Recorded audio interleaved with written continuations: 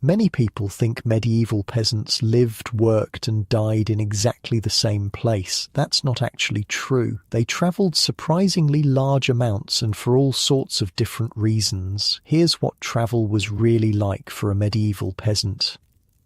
Hey, quick thing before we start. If you actually listen to these regularly, hit like or subscribe. I always wonder where everyone's at, so comment your city and what time it is. Weird to think some of you are having breakfast in London while I'm recording this at night here in the States.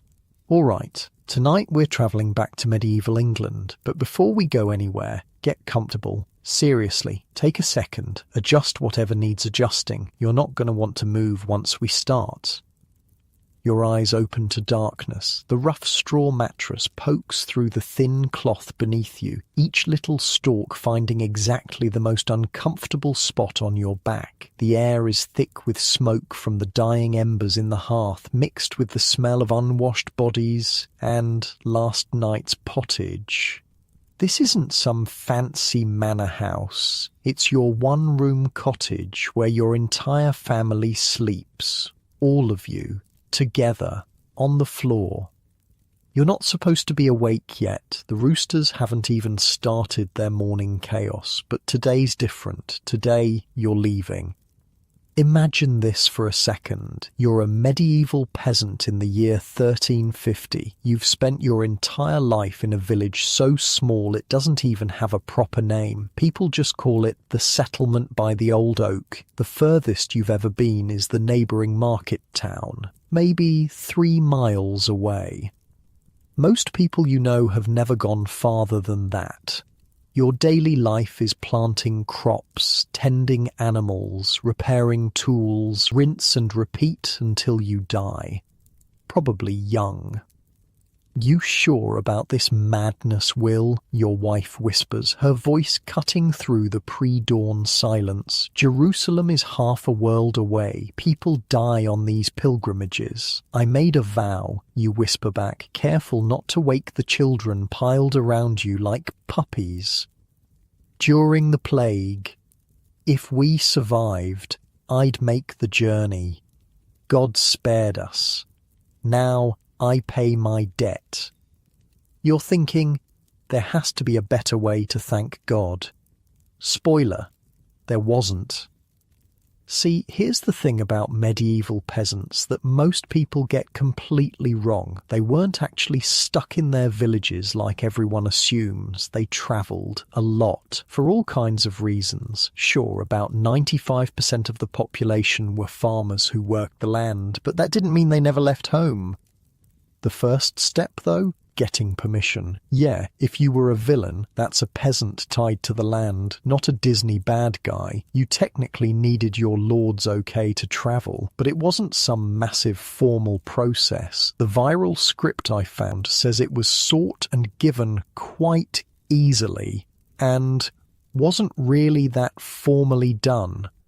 Basically, you'd tell the local manor steward you wanted to make a pilgrimage, he'd grunt and wave you on, and that was that.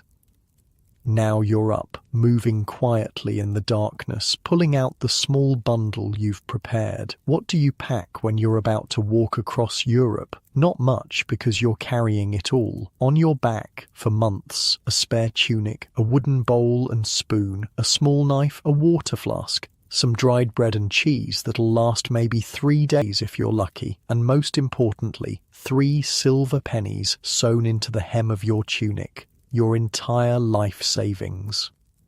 The children will help with the planting, your wife says, her face a pale oval in the darkness. Old Matilda promised to check on us. You can feel the weight of it now, not just the pack, but the choice. You're leaving your family for what might be a year, maybe more, maybe forever if you die on the road, and that's not exactly unlikely. I'll be back before the harvest, you say, hoping it's true. From outside comes the soft sound of someone clearing their throat. Your travelling companion, Edwin, right on time. He's been waiting for this day as eagerly as you have, ever since you both made that drunken vow in the alehouse when the plague finally left your village. His wife's probably happy to be rid of him, your wife mutters, but there's a smile in her voice. You step outside into the chill morning air. The sky is just turning that deep blue that comes before sunrise. Edwin's breath makes clouds in the cold. Ready to see the world, Will? He grins, leaning on his walking staff. He's got a proper pilgrim's hat with a wide brim and a cloak that looks almost new. As ready as I'll ever be, you say, giving your home one last look. Hold up. Let me paint you a picture of what these guys are carrying, because this isn't your REI ultralight backpacking setup. Medieval travellers, especially pilgrims, had a specific look. You'd have a staff, basically a walking stick, but also handy for defending yourself. You'd wear a scrip, a small bag tied at your waist for food and essentials. If you were officially a pilgrim, you might sew a cross onto your clothes, maybe a broad-brimmed hat to keep off rain and sun. And when you returned, you'd proudly wear a badge or trinket from the shrine you visited, like a medieval, "I went to Jerusalem and all I got was this lousy badge souvenir." The two of you set off down the rutted dirt path that leads away from the village. The first birds are starting to sing, and there's a hint of pink on the horizon. Your boots, really just shaped leather wrapped around your feet, crunch on the frozen mud. It's early spring, the worst possible time to travel because the roads turn to soup when the ground thaws, but you need to leave now to have any hope of returning before winter. Oh, and medieval roads, not what you're picturing, like, at all. See, by the 1300s, the amazing Roman roads were mostly in terrible shape. As the viral script tells us, some were looked after and maintained, others were in really bad condition, and many were completely abandoned because nobody used them anymore. Most paths were more like what we'd call bridleways or footpaths today. You had the right to travel along them, but there was no actual road surface, just dirt or mud or both. The first mile is easy. You know this path like you know your own hands, but then you reach the fork where one path leads to the market town and the other, well, you've never actually taken it before. This is already farther than most of your neighbours will ever venture. Which way to London? Edwin asks, scratching his beard. You don't know, you reply, a flutter of panic in your chest. I thought you knew. This is the moment when modern people would pull out their phones and check Google Maps, but medieval navigation was completely different. Instead of maps, travellers used what were called itineraries, basically lists of places you'd pass through to get to your destination. The priest said, follow this path until we reach the King's Road, then south to the Abbey, then ask again, you say, remembering the instructions you'd memorized. Asking for directions. That's your big plan? Edwin doesn't sound impressed. That's how it's done, you insist. We go from place to place, asking which road leads to the next place on our list. He shrugs, adjusting his pack. Seems like there should be a better way. When you invent one, let me know, you mutter, taking the right-hand path. The sun is properly up now, turning the morning frost into a slick dampness that makes the path treacherous. You're glad for the staff, using it to probe suspicious puddles and steady yourself on slippery slopes. 3 hours later, you reach your first milestone, a weathered stone cross, marking where your local path meets a larger road. This is officially the farthest from home you've ever been. Look at that, Edwin says, pointing down the road. People. Coming toward you is a small group of travellers, a man leading a donkey laden with goods, a woman walking beside him, and what appears to be their son, a boy of maybe 12. Good morning, travellers, the man calls as they approach. Where are you bound? Jerusalem, you answer, trying to sound like this is something you do all the time and not the most terrifying decision of your life. The man's eyebrows shoot up. The Holy Land? That's ambitious. He looks you both up and down, taking in your simple clothes and meagre supplies. You're pilgrims, then? We are, Edwin says proudly. And you? Merchants, the man replies. selling cloth in the market towns. This is my wife, Emma, and our son, John. Emma gives you a nod but keeps her distance. Smart woman, you don't know these people from Adam, and in medieval times, strangers could be dangerous, though not as dangerous as people think. The merchant leans on his walking stick. If you're headed to London first, you do well to join us. Road's been clear of bandits lately, but there's safety in numbers. You glance at Edwin, who shrugs. We'd be grateful, you say. Ever been to London? The merchant asks as you fall into step beside them. Never left the Shire before today, you admit. The merchant laughs. Oh, you're in for a shock then. 100,000 souls, they say. More people than you can imagine, all crammed together. The noise, the smell. He shakes his head. Nothing like it in England. Is it true the buildings are 3 stories tall? Edwin asks, eyes wide. Some are 4 or 5, the boy pipes up, clearly excited to share his knowledge. And there are ships bigger than houses on the river. You try to imagine such things, but can't quite make your mind form the pictures. It's like trying to imagine what's beyond the stars. As you walk, the merchant, Thomas is his name, tells you about the road ahead. The next village is about 5 miles on, with an alehouse where travellers can get a hot meal. Then another 7 miles to a small town with a decent inn. If you keep a good pace, you might make London in 5 or 6 days. And from London to the coast, then a ship to France. Then you trail off, the enormity of the journey suddenly hitting you. Or 1 step at a time, Thomas says kindly. That's how all journeys work. Just focus on reaching the next village for now. The day wears on, and you quickly discover that walking from sunrise to sunset is nothing like working your fields. Different muscles ache, different blisters form. By midday, you're already wondering if you've made a terrible mistake. Then it starts to rain. Not a gentle spring shower, but a proper downpour that turns the road into a muddy river within minutes. Your cloak provides some protection, but soon water is running down your neck and your boots are soaked through. Joys of travel, Thomas shouts over the drumming rain, seemingly unbothered. His family quickly produces oiled cloth hoods that keep the worst of it off. The road becomes a nightmare, a churned-up mess of mud so deep it sometimes reaches your ankles. At one point you come to a section where the entire path has become what the viral script calls a vast lake of mud. It's completely impassable. Now what? You ask, staring at the mud lake. Thomas doesn't hesitate. He turns and leads his donkey straight through a farmer's field, trampling a path through the young wheat. We can't do that, you gasp, scandalized. That's someone's crop.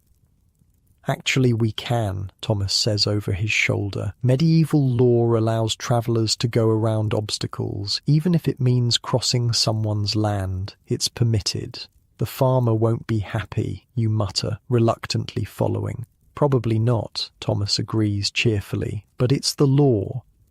And he's right. This was an actual medieval rule. Travellers were legally allowed to circumvent obstacles by going through fields and even damaging crops if necessary. The viral script notes it was probably frowned upon by the farmer, but it was actually permitted by law. Travel was considered that important. By late afternoon, you're exhausted, soaked, and questioning all your life choices. Just when you think you can't take another step, you see smoke rising from chimneys ahead. The village. Almost there, Thomas encourages. Hot food and a fire await. And ale, Edwin adds, hopefully. The alehouse is crowded with other travellers waiting out the rain. The heat and noise hit you like a wall as you enter. Dozens of bodies packed together. The smell of wet wool and sweat mixing with smoke from the fire and the rich aroma of something cooking.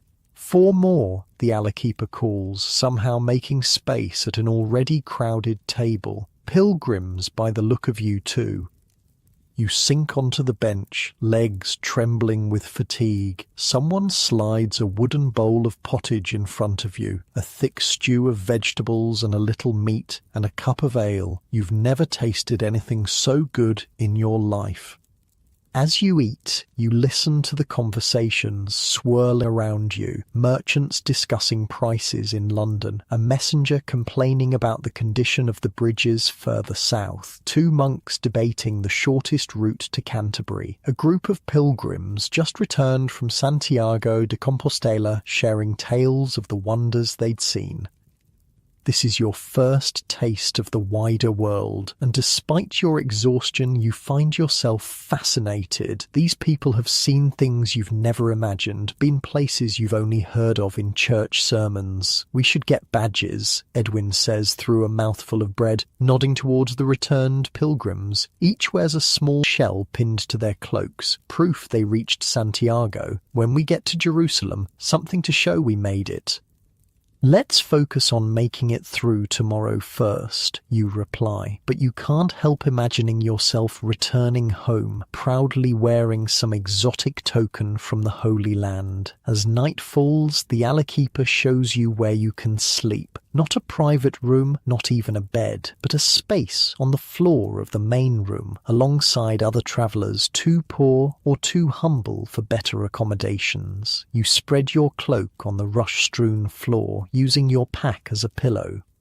Unlike your cozy bed right now, with its soft pillows and warm blankets, medieval travellers often slept on floors crammed together with strangers for warmth. There was no privacy, no comfort, just bodies seeking shelter from the elements. Thomas and his family have secured a spot near the fire. He catches your eye and raises his cup in salute. "First day on the road," he calls. "Only about 400 more to Jerusalem." Edwin groans beside you, already half asleep. You stare up at the smoke-blackened beams of the ceiling, listening to the rain drumming on the thatch roof. Just this morning, you woke in your own home, surrounded by family. Now you're miles away, lying among strangers, embarking on a journey that might take a year or more. And this is only the beginning. As you drift towards sleep, you find yourself both terrified and exhilarated. Tomorrow will bring new roads, new challenges, new sights. For better or worse, you've joined the great medieval tradition of travel, one step at a time, one village to the next, following roads that lead to places beyond your imagination. Not so different perhaps from the journeys we still make today, just with considerably more mud. Morning comes too soon. You wake to someone stepping over your legs, the alehouse already bustling with activity before the sun is fully up. Your muscles scream in protest as you sit up, discovering new pains in places you didn't know could hurt. One day of walking and you feel like you've been trampled by oxen. "Rise and shine, pilgrim," Thomas the merchant calls, already loading his donkey by the door. "Road waits for no man." Edwin groans beside you, his face a perfect picture of regret. "I'm thinking we should have just donated some money to the church instead of this madness." "Too late now," you mutter, reaching for your boots. They're still damp from yesterday's rain, and putting them on your blistered feet feels like torture, not like your warm, dry socks right now. The morning is crisp and clear, a welcome change from yesterday's downpour. After a breakfast of thin porridge, you set out again with Thomas's family. The muddy road has partially frozen overnight, creating treacherous ridges that threaten to turn an ankle with each step. "What's that ahead?" Edwin asks, squinting at the horizon where something straight and raised cuts across the landscape. "Ah!" Thomas sounds excited. "We're coming to one of the old Roman roads. Built properly, those were." And he's right. As you approach, the difference is striking. Ahead stretches a raised road paved with fitted stones, running straight as an arrow toward the horizon. After a day of trudging through muddy tracks, it looks like a highway to heaven. Sweet mercy, Edwin breathes as you step onto the paved surface. This is amazing. Romans knew what they were doing, Thomas nods appreciatively. Built about 2,000 miles of roads across England, some still good as the day they were made. Others, he gestures to a section ahead where stones have clearly been pried away, leaving gaps in the surface. What happened there, you ask? Thomas snorts.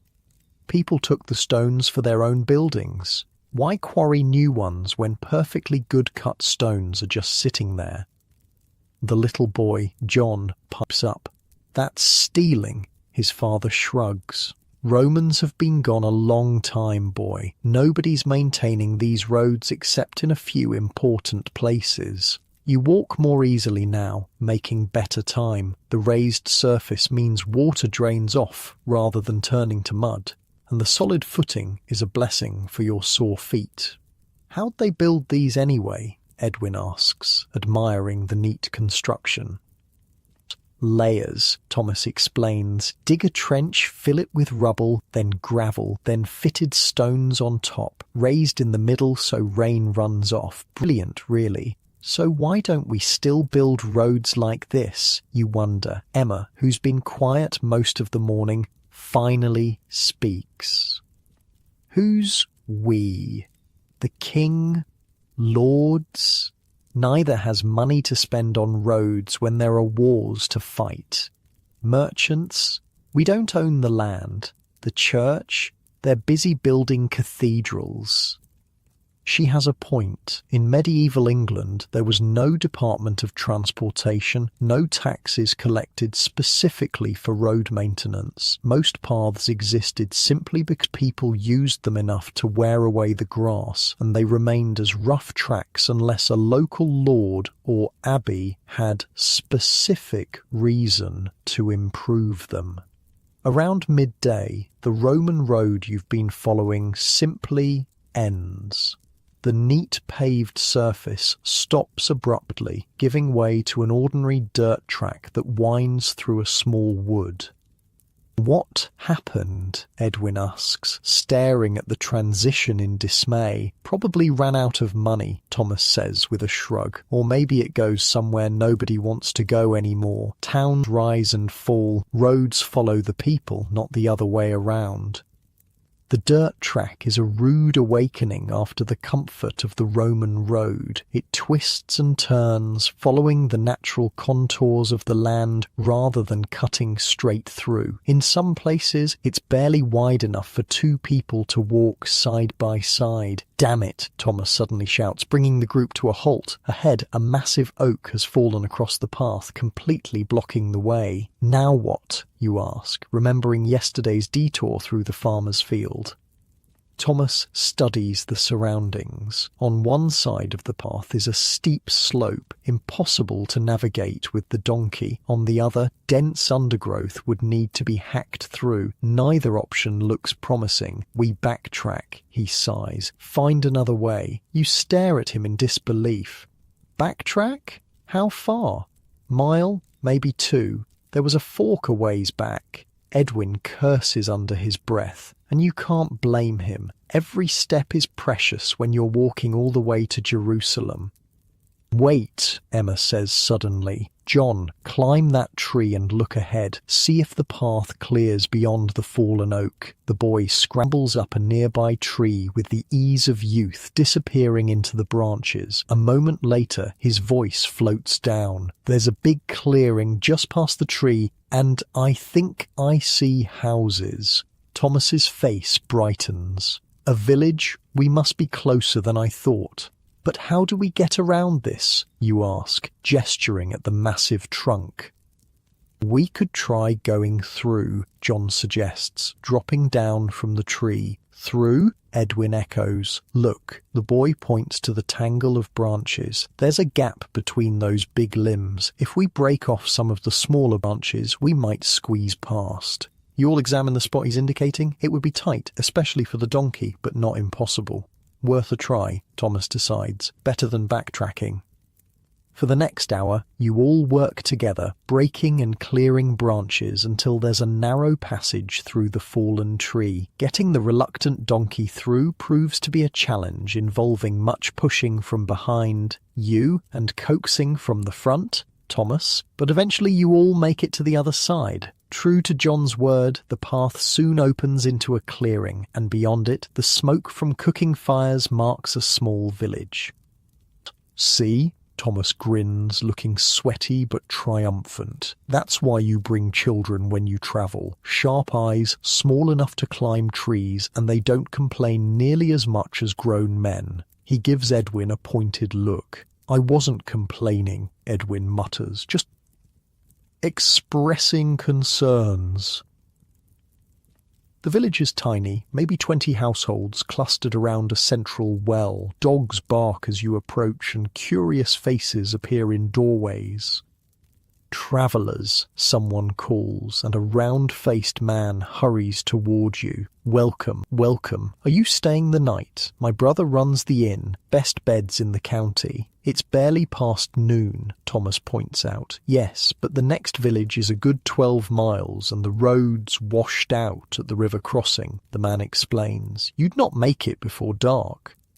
Thomas glances at the sky, then at you and Edwin with your obvious exhaustion. Perhaps we should rest here, he suggests. Get an early start tomorrow. You're about to argue 12 more miles seems doable, when the man adds, bridge collapsed last week in the floods.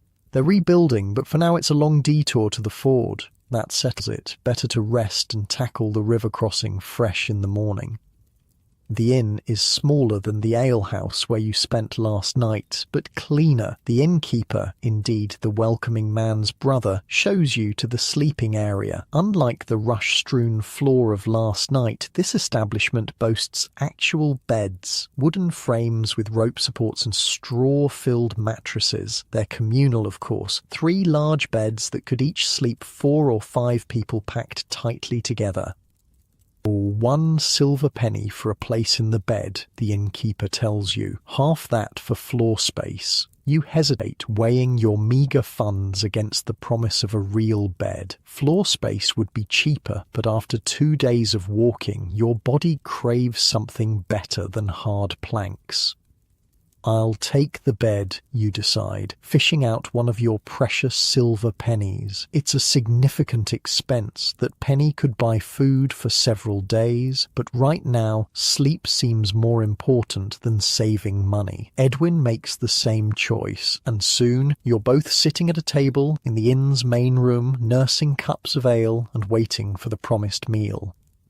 You know what surprises me most about travel so far? Edwin muses, looking around at the other patrons. Mostly local farmers come to drink after their day's work. How much everything hurts, you suggest. He laughs. Besides that, it's how normal everyone is. Growing up, the priest made it sound like anyone beyond our village was practically a different species. But that merchant family, they could be from our own village. You nod, understanding what he means. Makes you wonder what else they got wrong. Oh God, are you two going to get philosophical? Thomas groans, joining your table with a fresh cup of ale. Every pilgrim does this, 2 days on the road, and suddenly they're questioning the nature of existence. Just making observations, you say, slightly embarrassed.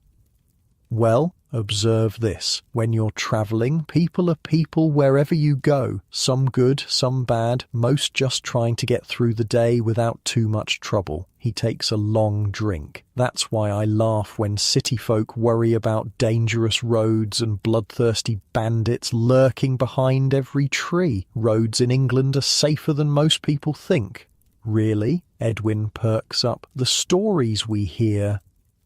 Oh, there are criminals about, Thomas concedes, but not nearly as many as tales would have you believe. Most travellers arrive safely where they're going. Why else would so many of us be on the roads?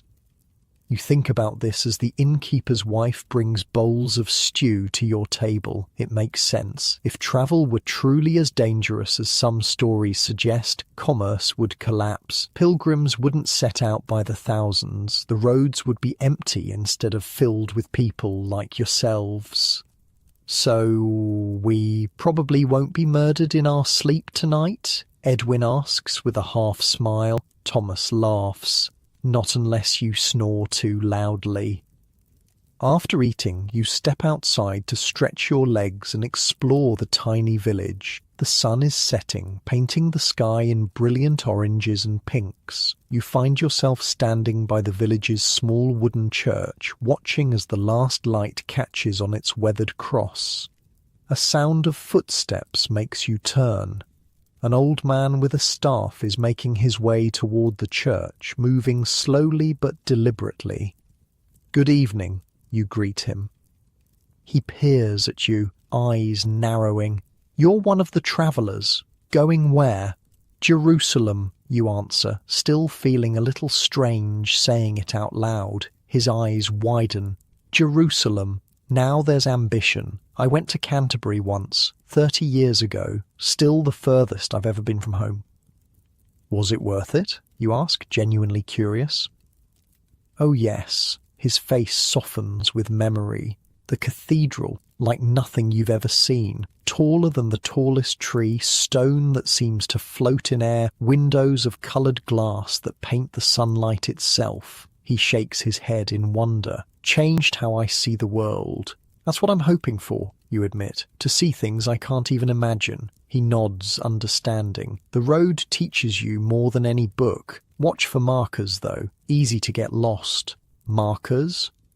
"Stone crosses, mainly, at important junctions. Some show distances to the next town. Not many, mind you, and far between, but they help." He points with his staff. "From here to London, you'll want to follow the river south until you reach the King's Highway. Look for the stone cross with 3 notches. That's your turning."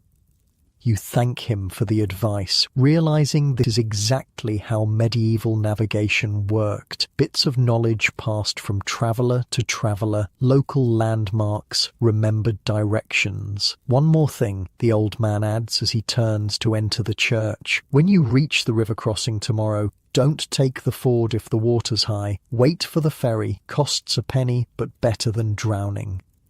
Back at the inn, the main room is now crowded and noisy. A man with a small harp is playing in the corner, and several locals have started dancing. The atmosphere is festive. Apparently, travellers are a welcome diversion in this small village. "Look at that." Edwin nudges you, nodding toward a group near the fire. Several men are hunched over what appears to be a crude map drawn in the rushes on the floor. You move closer, curious. One man, clearly a merchant by his better clothing, is tracing a route with his finger. "Then south through the forest, but mind the marshes here," he's saying. "Lost a whole cart there last spring. Better to go around, even though it adds a day." "Wouldn't the old Roman road be faster?" another asks. The merchant shakes his head. "Collapsed bridge. Unless you fancy a swim with all your goods." You listen, fascinated as they discuss various routes, obstacles, places to avoid, good inns to seek out. This is valuable information for any traveller, the kind not found in any book but passed from person to person. When there's a pause in their conversation, you clear your throat. "Pardon me. We're heading to London, then Dover. Any advice?" The merchant looks up, sizing you up. "Pilgrims, eh? Crossing at Dover?"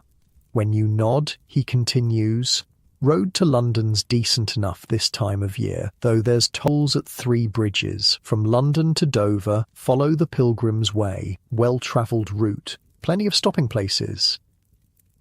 "Tolls?" Edwin asks nervously. "How much?" "Depends who's collecting," the merchant says with a wry smile. "Official rates are halfpenny per person, but some bridge keepers have creative mathematics." Another traveller in the group, a lean man with a weathered face, leans forward. If you're short on coins, there's ways around. Ford at Milner's Bend is passable in fair weather, saves you the bridge toll at West Cross. Or you could do what my old father taught me, adds another with a conspiratorial wink. Approach at dusk when the keeper's preparing his supper. Offer to share news from the road for free passage. Works half the time. You're absorbing this wealth of practical knowledge when Thomas appears at your elbow. Gathering travel tips? He asks, amused. Good, you'll need them when we part ways. Your heart sinks a little at the reminder that your merchant guides won't be with you the whole journey. You're not going to London? Only as far as Guildford, Thomas explains. Our route takes us west from there. Great. Just when you were getting comfortable with the idea of following experienced travellers, you'll be on your own again. Well, you and Edwin, which isn't much better considering neither of you has ever navigated further than the local market town. As the evening wears on, more travellers arrive at the inn, seeking shelter for the night. By the time you're ready for sleep, the main room is crowded with bodies. Merchants, pilgrims, a monk travelling to his new monastery, even a messenger carrying letters from some lord to another. The sleeping arrangements prove interesting. The bed you paid for is already occupied by 2 other travellers, and it seems you're expected to squeeze in alongside them. This wasn't quite what you envisioned when you spent your silver penny. Just like cattle in a pen, Edwin mutters as you arrange yourselves in the bed, everyone fully clothed except for Boots, lying side by side like sardines. Count yourself lucky, Thomas says from the next bed over. In bigger inns, they'd pack 6 or 8 to a bed, and in some places, you sleep in shifts. One group uses the beds while the other group works, travels, then you switch. You lie awake for a while, listening to the breathing and occasional snores of the strangers sharing your bed. It's strange being this close to people you met just hours ago, but this is how travel worked in medieval times. Privacy was a luxury few could afford, especially on the road. Eventually, exhaustion claims you, and you drift into sleep, dreaming of endless roads stretching toward distant horizons. In your dreams, you're walking on a perfect Roman road that never ends, never crumbles, carrying you smooth and straight all the way to Jerusalem.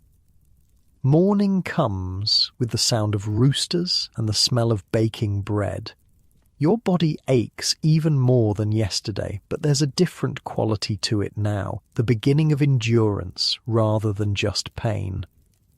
Outside, a light rain is falling, not the downpour of your first day, but a steady drizzle that promises to make the roads slick and travel uncomfortable. Weather's turning, Thomas observes over breakfast. Spring storms coming in. Should we wait it out? Edwin asks hopefully. Thomas shakes his head. Could rain for days. Can't stop for every shower or you'll never reach Jerusalem. And so, with rain soaking into your cloaks and squelching beneath your boots, you set out once more. The road ahead winds through rolling hills, disappearing into mist and rain. Somewhere beyond lies London, then the sea, then lands you've only heard of in stories. One step at a time, you remind yourself. That's how all journeys work. The rain continues for 3 days straight, not the violent downpours that turn roads into rivers, but the persistent, soul-sucking drizzle that soaks through everything eventually. Your cloak, supposedly waterproof, gave up sometime during the first afternoon. Your boots squelch with every step. Even your skin feels damp, like you've been swimming in your clothes. I've forgotten what it feels like to be dry, Edwin mutters as you trudge along a muddy path that might generously be called a road. His face is red with cold, water dripping steadily from his nose. Thomas and his family parted ways with you yesterday at a crossroads, heading west while you continued south toward London. The merchant's final gift was a rough set of directions. Follow this road until the Three Oaks, then east until you reach the river, then south again along its banks until you see the spires of the town. It all sounded simple enough when he said it. Reality has proven more complicated. Are those the Three Oaks he mentioned? Edwin points to a cluster of trees ahead, barely visible through the rain. That's 5 trees, you count, and they're elms. Edwin sighs. How can you tell from here? Grew up cutting wood with my father, you shrug. You learn the difference? The truth is, you're not entirely sure where you are. The landmarks Thomas described haven't appeared in quite the order he suggested. Either he misremembered or you took a wrong turn somewhere. But that's part of medieval travel, uncertain, approximate, requiring constant adaptation. Without precise maps or signposts, navigation was as much art as science. As the weak sun struggles to penetrate the clouds, you establish a routine that will become familiar in the days ahead. Wake at first light, eat whatever cold food you have left from the previous night. Walk until midday, when you stop briefly to rest your feet and have a drink of water. Walk again until dusk. Find shelter, an inn if you're lucky, a barn or church porch if you're not. Sleep, repeat. It's a simple rhythm, ancient as humanity itself. Wake, walk, rest, walk, sleep. The world shrinks to the next step, the next meal, the next place to lay your head. Morning brings a welcome break in the weather. For the first time in days, you wake to actual sunshine streaming through the cracks of the barn where you spent the night. The farmer who owned it had allowed you to sleep there for a few hours of help with his lambing the evening before, a common arrangement for travellers short on coin. Thank God, Edwin says, stretching as he steps outside. I was starting to grow moss. You laugh, feeling your spirits lift with the sunshine. Let's dry out while we can. No telling how long this will last. You spread your sodden cloaks on a fence to catch the morning sun, then sit on a fallen log to eat the last of your bread. It's gone hard and slightly mouldy at the edges, but food is food. We need supplies, Edwin observes, looking mournfully at his empty scrip. Next village must have a market, or at least someone selling food. And how do we pay for it, you ask? I've got 2 silver pennies left. That's got to last us to Dover at least. Edwin produces a small wooden carving from his pack, a little figure of St. Christopher, patron saint of travellers. I made 3 of these before we left. Thought they might be worth something to the right buyer. You raise your eyebrows, impressed. Didn't know you had a talent for carving.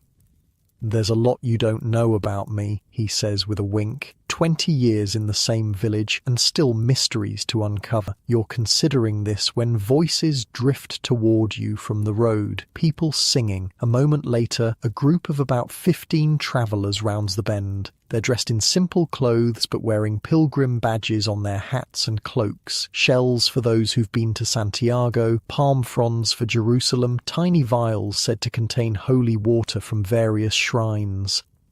Their leader, a tall man with a salt and pepper beard, raises his staff in greeting. Hail, fellow travellers, where are you bound? Jerusalem, you answer, still feeling a flutter of disbelief when you say it out loud. A ripple of appreciation runs through the group. The Holy Land, a noble destination, the leader says. We're just returning from Canterbury ourselves, Thomas Becket's shrine, most of us anyway. Matilda there's been to Rome. He nods toward an older woman who smiles and touches a badge shaped like crossed keys pinned to her cloak. Jerusalem pilgrims, you say. A burly man steps forward, studying you with interest. Now there's a journey. Been there myself 3 years ago. Changed my life. It did. He thumps his chest. Name's Walter, blacksmith from Norwich. You've actually been to Jerusalem? Edwin asks, awe in his voice. What's it like? Hot, Walter laughs. Dusty, beautiful and terrible all at once. Holy ground for certain, but getting there. He shakes his head. Not for the faint-hearted. Any advice? You ask eagerly. Join a larger group when you can, like ours, Walter gestures to his companions. Safety in numbers. Learn a few words of different languages, French at least, some Italian if you can, and pack light. Anything you think you need, halve it, then halve it again. You look at your already meagre possessions, wondering what else you could possibly do without. Oh, Walter adds, rummaging in his scrip. One more thing. Take these. He hands you each a small tin badge showing a crude figure of a man with a staff. St. James, protector of pilgrims, got them in Santiago years ago. Might bring you luck. We can't take these, you protest, touched but uncomfortable accepting something valuable from a stranger. Course you can, Walter insists. That's how it works. Someone helped me when I started out. Now I help you. When you meet new pilgrims on your way home from Jerusalem, you'll do the same. You accept the badge, pinning it to your cloak where it catches the sun. A talisman, yes, but also something more practical. A sign to others that you're genuine pilgrims, not just wanderers or thieves. The Canterbury group stays with you through the morning, walking at a comfortable pace while sharing stories of their journey. You learn more in those few hours about practical travel than in all the days since leaving home. Never pay the first price at an inn, advises Matilda, the Rome pilgrim. Always ask what's included. Bed, food, fodder for animals if you have them. Some innkeepers will charge extra for every little thing if you don't ask first. And check your bed before you pay, adds a younger woman walking beside her. I handed over good money in Dover only to find the mattress crawling with fleas. Don't drink water from standing pools, cautions another. Running water's safer, or better yet, small beer if you can get it. If you're lost, ask a shepherd, not a merchant, says Walter. Shepherds know every inch of local land and have no reason to send you the wrong way. It's a master class in medieval travel, passed down through experience rather than books. By midday, your scrip is full of not just practical advice, but also food, bread, hard cheese, dried apples, shared freely by your new companions. Why are you all so kind to strangers? Edwin asks, as you stop to rest by a small stream. Strangers? Walter looks genuinely confused. You're not strangers. You're pilgrims, same as us. That makes you family. After eating, your groups prepare to part ways. The Canterbury pilgrims heading north toward their homes, you continuing south. How far to London, do you think? You ask Walter before saying goodbye. He considers this, looking at the position of the sun. At your pace, 3 days, maybe 4, follow this road until you reach the river, then keep the water on your right until you see the city walls. He grins. Can't miss it. Just follow your nose when you get close. Biggest, smelliest place in England. With handshakes and blessings, you part from the Canterbury group, continuing on with lighter hearts and fuller packs. Their kindness has restored your faith in this journey, reminding you that the road connects people as much as places. The afternoon brings you to a village larger than any you've seen yet, a proper market town with a stone church, a square lined with shops, and even a small castle on the hill overlooking the settlement. Or market day, Edwin observes, nodding toward the bustling square where stalls sell everything from vegetables to leather goods. Shall we try your carving? You wander through the market, taking in the sights and sounds. A juggler performs for a small crowd, his clever hands keeping 5 balls in the air at once. A woman sells pies from a tray, their smell making your mouth water despite your recent meal. 2 men argue loudly over the price of a sheep, their faces red with the effort. Edwin approaches a stall selling religious items, rosaries, small icons, prayer books for those who can read. The old woman minding it eyes his carving with professional interest. "St. Christopher?" she asks, taking it from him to examine the workmanship. "Yes, good lady, for travellers," Edwin explains. She turns it over in her gnarled hands. "Decent work, not fine enough for a noble, but solid. I'll give you 3 halfpennies for it."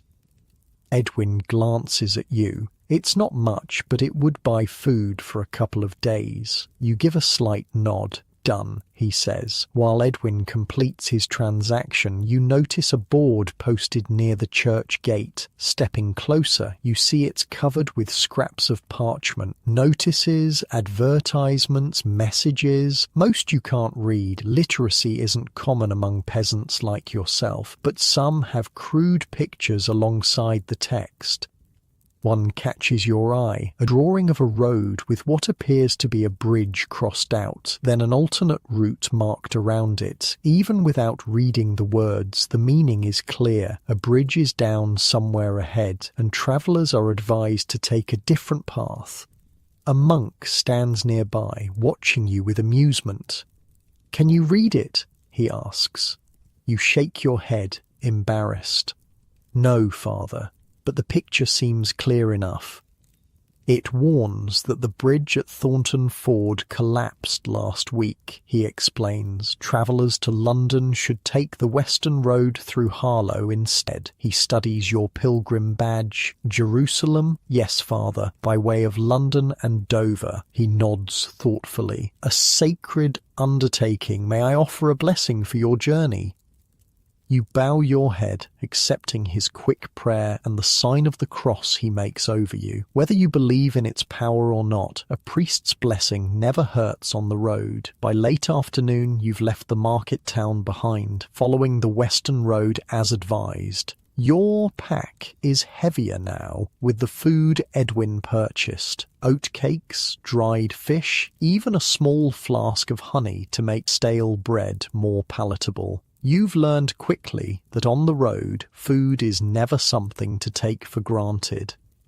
"How far do you think we've walked today?" Edwin asks as the sun begins to sink toward the horizon. You consider this, trying to judge distance. 10 miles? 12? "Feels like 50, he groans, rubbing his calf. In truth, 10 to 15 miles was a typical day's journey for medieval travellers on foot. Mounted messengers or nobles with fresh horses might make 30 or more, but for ordinary people walking from sunrise to sunset, 15 miles was considered good progress. As twilight approaches, you begin looking for somewhere to spend the night. The road has entered a wooded area, with no villages in sight. Sleeping in the open isn't ideal. Spring nights are cold, and though Walter assured you English roads were relatively safe, only a fool sleeps unprotected by walls if they can help it. Just when you're beginning to worry, the trees thin and you spot smoke rising from chimneys ahead. Not a proper village, but a small cluster of houses around what appears to be a mill by the river. "Think they'll have an inn?" Edwin asks hopefully. "Doubtful. Too small, but maybe someone will take us in for the night." The miller himself answers your knock, a burly man covered in flour dust. His eyes narrow suspiciously at first, then relax when he spots your pilgrim badges. "Jerusalem, eh?" he says when you explain your journey. "Ambitious. Can't offer proper beds, but the storeroom's dry and there's straw to sleep on if you don't mind sharing with the cat. We'd be most grateful," you say sincerely. A dry place to sleep is luxury enough after days on the road.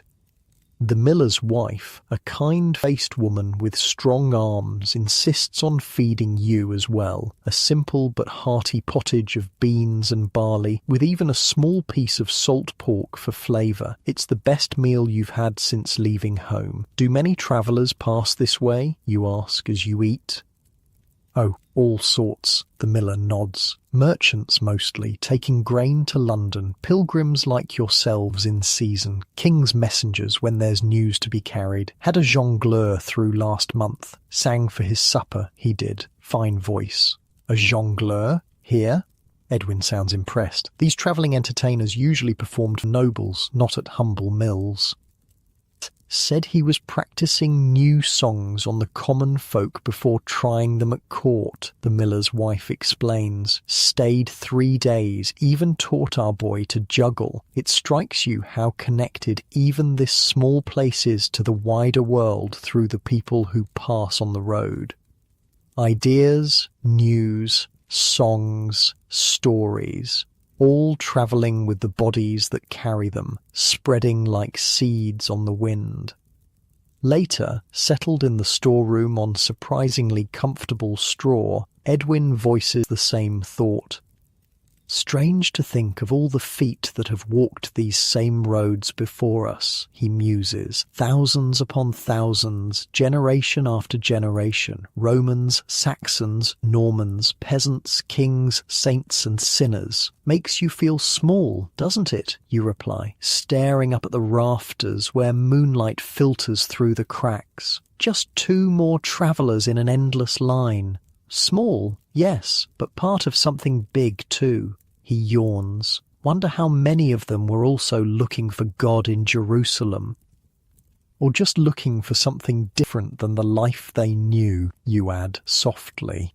Edwin doesn't respond. His breathing has deepened into sleep, the day's walking having claimed him at last. You lie awake a while longer, listening to the unfamiliar sounds, the creak of the mill wheel, the rustle of mice in the grain sacks, the soft purring of the promised cat who has indeed joined you, curled in a warm ball between your shoulders. Tomorrow will bring more walking, more strangers, more discoveries. The routine is already becoming familiar. Wake, walk, eat, walk, sleep. Yet within that simple pattern, each day brings something new, a different landscape, a different face, a different conversation. Perhaps that's the real gift of the road, you think as sleep finally claims you. Not just the destination, but the endless variation within the journey itself. Morning comes with the crowing of the miller's roosters and the smell of fresh bread. You wake stiff but rested, your body slowly adapting to this new life of constant movement. The cat is gone, but has left a dead mouse by your pack, a gift or a payment for sharing her space. You're not sure which. The miller's wife insists on feeding you again before you leave. Hot porridge sweetened with a precious spoonful of honey. As you eat, she packs extra bread for your journey, waving away your offers to pay. My son's on pilgrimage to Canterbury, she explains. I'd hope someone would feed him when he's hungry. This is how the road works in medieval times, a web of reciprocity, of favour and obligation, of kindness repaid to strangers because your loved ones strangers to someone else. It's a practical system in a world without hotels on every corner or restaurants at every crossroads. Back on the road, the day unfolds much like the ones before it. The weather holds fair, which you count as a blessing. You pass fields where peasants, much like yourself, work the spring soil, preparing for planting. They straighten to watch you pass, some raising hands in greeting when they spot your pilgrim badges. Near midday, you encounter another type of traveller, a royal messenger on horseback, his blue and gold livery marking him as the king's man. He barely slows as he gallops past, splashing you both with mud from the road. Important news, apparently, Edwin mutters, wiping mud from his face. Or just a man who thinks his horse makes him better than those on foot, you reply, more amused than offended. Such is the hierarchy of the road. Those on horseback above those on foot, the rich above the poor, official business above personal journeys. Yet even the king's messenger is subject to the same fundamental rules as you. He must find his way using the same landmarks, cross the same rivers, avoid the same obstacles. His horse gives him speed, but doesn't change the essential nature of travel. By late afternoon, you've settled into a comfortable walking rhythm, your body's finding the pace they can maintain hour after hour. It's not fast, probably no more than 2 miles an hour over varied terrain, but it's sustainable. At this rate, London seems achievable in the days Walter predicted. Edwin has taken to singing to pass the time, old ballads and work songs from the village. You join in when you know the words, your voices carrying across the fields and occasionally drawing curious looks from those you pass.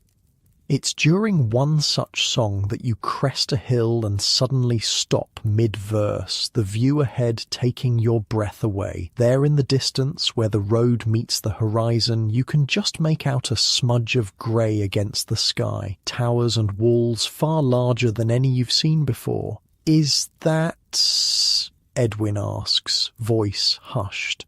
"London," you confirm, though you've never seen it yourself. Nothing else could be so vast. It's still days away at your pace, but seeing it there on the horizon makes it real in a way it hasn't been before. Beyond it lies the sea, and beyond that the continent, the Mediterranean, the Holy Land. The world stretches out before you, step by step, mile by mile. "We're really doing this," Edwin says, a note of wonder in his voice. "We're actually going to Jerusalem." You nod, feeling the same mixture of terror and exhilaration you felt leaving your village, but magnified now by the tangible evidence of your progress. You've already come further than most people from your village ever will in their lives. One step at a time. You remind him, echoing Thomas's words from what seems like ages ago. That's how all journeys work. And with London shimmering like a promise on the horizon, you continue walking, 2 more travellers on an ancient road. It takes you 3 more days to reach London, 3 days of steady walking, each mile bringing the city closer, its towers and spires slowly resolving from smudgy outlines to distinct shapes against the sky. The road grows busier as you approach, joining with other paths like streams flowing into a river, until you're part of a constant flow of humanity moving toward the great city. "My feet have forgotten what it feels like not to hurt," Edwin complains as you stop to rest on the afternoon of the 3rd day. You've reached a small rise that offers a clear view of London ahead, now close enough that you can make out the massive walls, the cluster of buildings within, and the great river winding through it all. "Worth it for that view," you say, though your own feet are screaming. You've walked farther in the past week than in any month of your life before.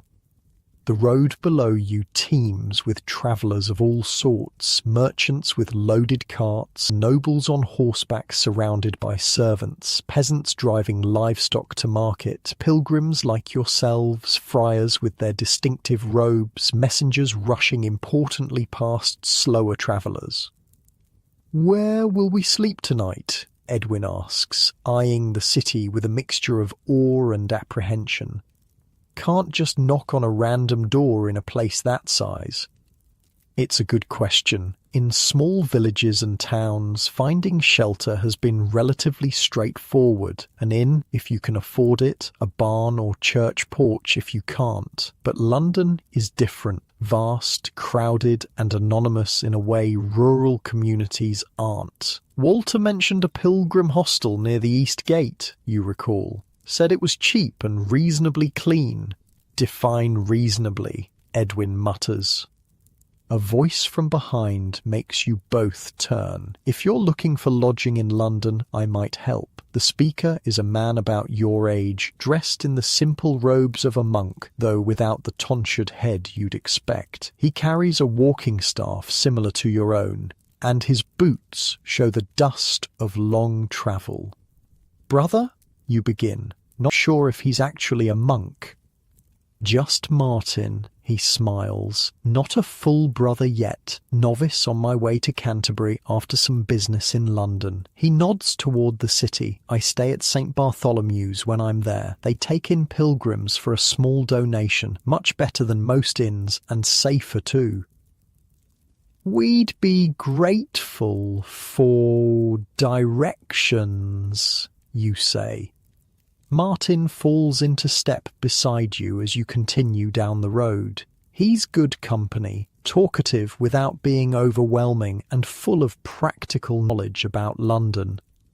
"Oh, first time in the city?" he asks, though he surely knows the answer from your wide-eyed expressions. "First time more than 10 miles from home," Edwin admits. Martin whistles. "Ambitious, starting with Jerusalem. Most begin with something easier, Canterbury perhaps, or Walsingham." "Wasn't exactly planned," you explain. "Made a vow during the plague. If our village was spared, I'd make the pilgrimage." You shrug. "Village survived. Here we are." "Ah," Martin nods understanding. "Vows must be kept, but you've chosen a hard road for beginners." "We're learning as we go," Edwin says. "What's this St. Bartholomew's like?" "It's a hospital, not just for the sick, but for travellers too. Clean straw mattresses, simple food, morning and evening prayers. They ask for whatever donation you can afford, but won't turn away those who have nothing." "Sounds perfect," you say, relieved. "Your remaining coins won't last long in an expensive city." As you walk, Martin points out landmarks visible from the road, the tower rising dark and imposing by the river, the spires of St. Paul's, the bridge crowded with buildings that somehow manage to stand despite looking ready to topple into the water. "How do you find your way around in there?" Edwin asks, clearly intimidated by the city's scale. "Same as on the open road," Martin replies. "Landmarks. The main streets follow old Roman roads, straight when everything else twists and turns. Churches make good reference points. Everyone knows where they are, and if you're truly lost, follow the river. It'll orient you eventually." By the time you reach the city gate, the sun is getting low. Martin leads you confidently through the press of people entering the city before the gates close for the night. You stay close behind him, overwhelmed by the noise, the smells, the sheer number of people packed into the streets. "Keep your hands on your packs," Martin advises without turning around. Cut purses love distracted travellers. You clutch your meagre possessions tighter, suddenly aware of how vulnerable you are in this strange environment. The streets narrow as you enter the city proper, buildings leaning toward each other overhead until they almost touch, blocking much of the fading light. The road beneath your feet is no longer dirt, but worn cobblestones slick with substances you'd rather not identify. The smell hits you like a physical force. Human waste, rotting food, tanning leather, smoke, sweat, animals, all concentrated by the close quarters. Edwin gags slightly beside you. You get used to it, Martin assures him, looking amused. Breathe through your mouth until then.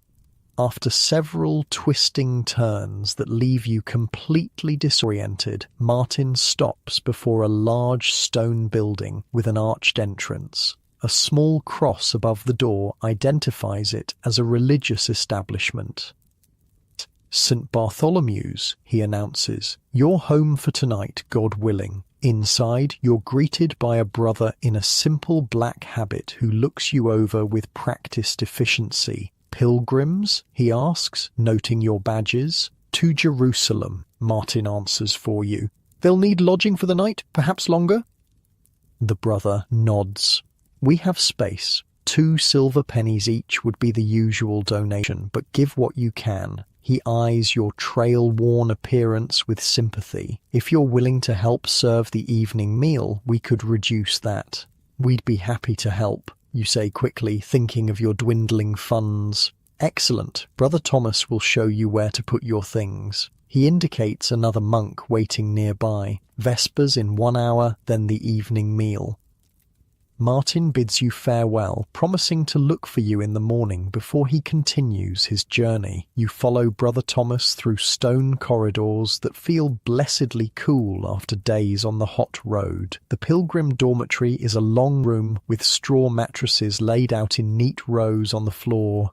Simple woolen blankets are folded at the foot of each. The room is mostly empty now, with just a few other travellers sorting through their packs or resting.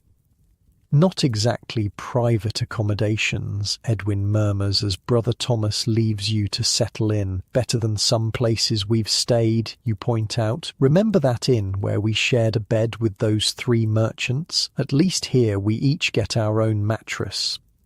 This is luxury by medieval travelling standards. Clean straw, a roof that doesn't leak, walls to keep out the wind, and relative safety from thieves. For 2 silver pennies, or less with your work arrangement, it's a bargain in an expensive city. After stowing your packs, you help in the kitchen as promised, chopping vegetables for a simple pottage and carrying water from the well in the courtyard. The work is familiar and almost comforting after days of new experiences.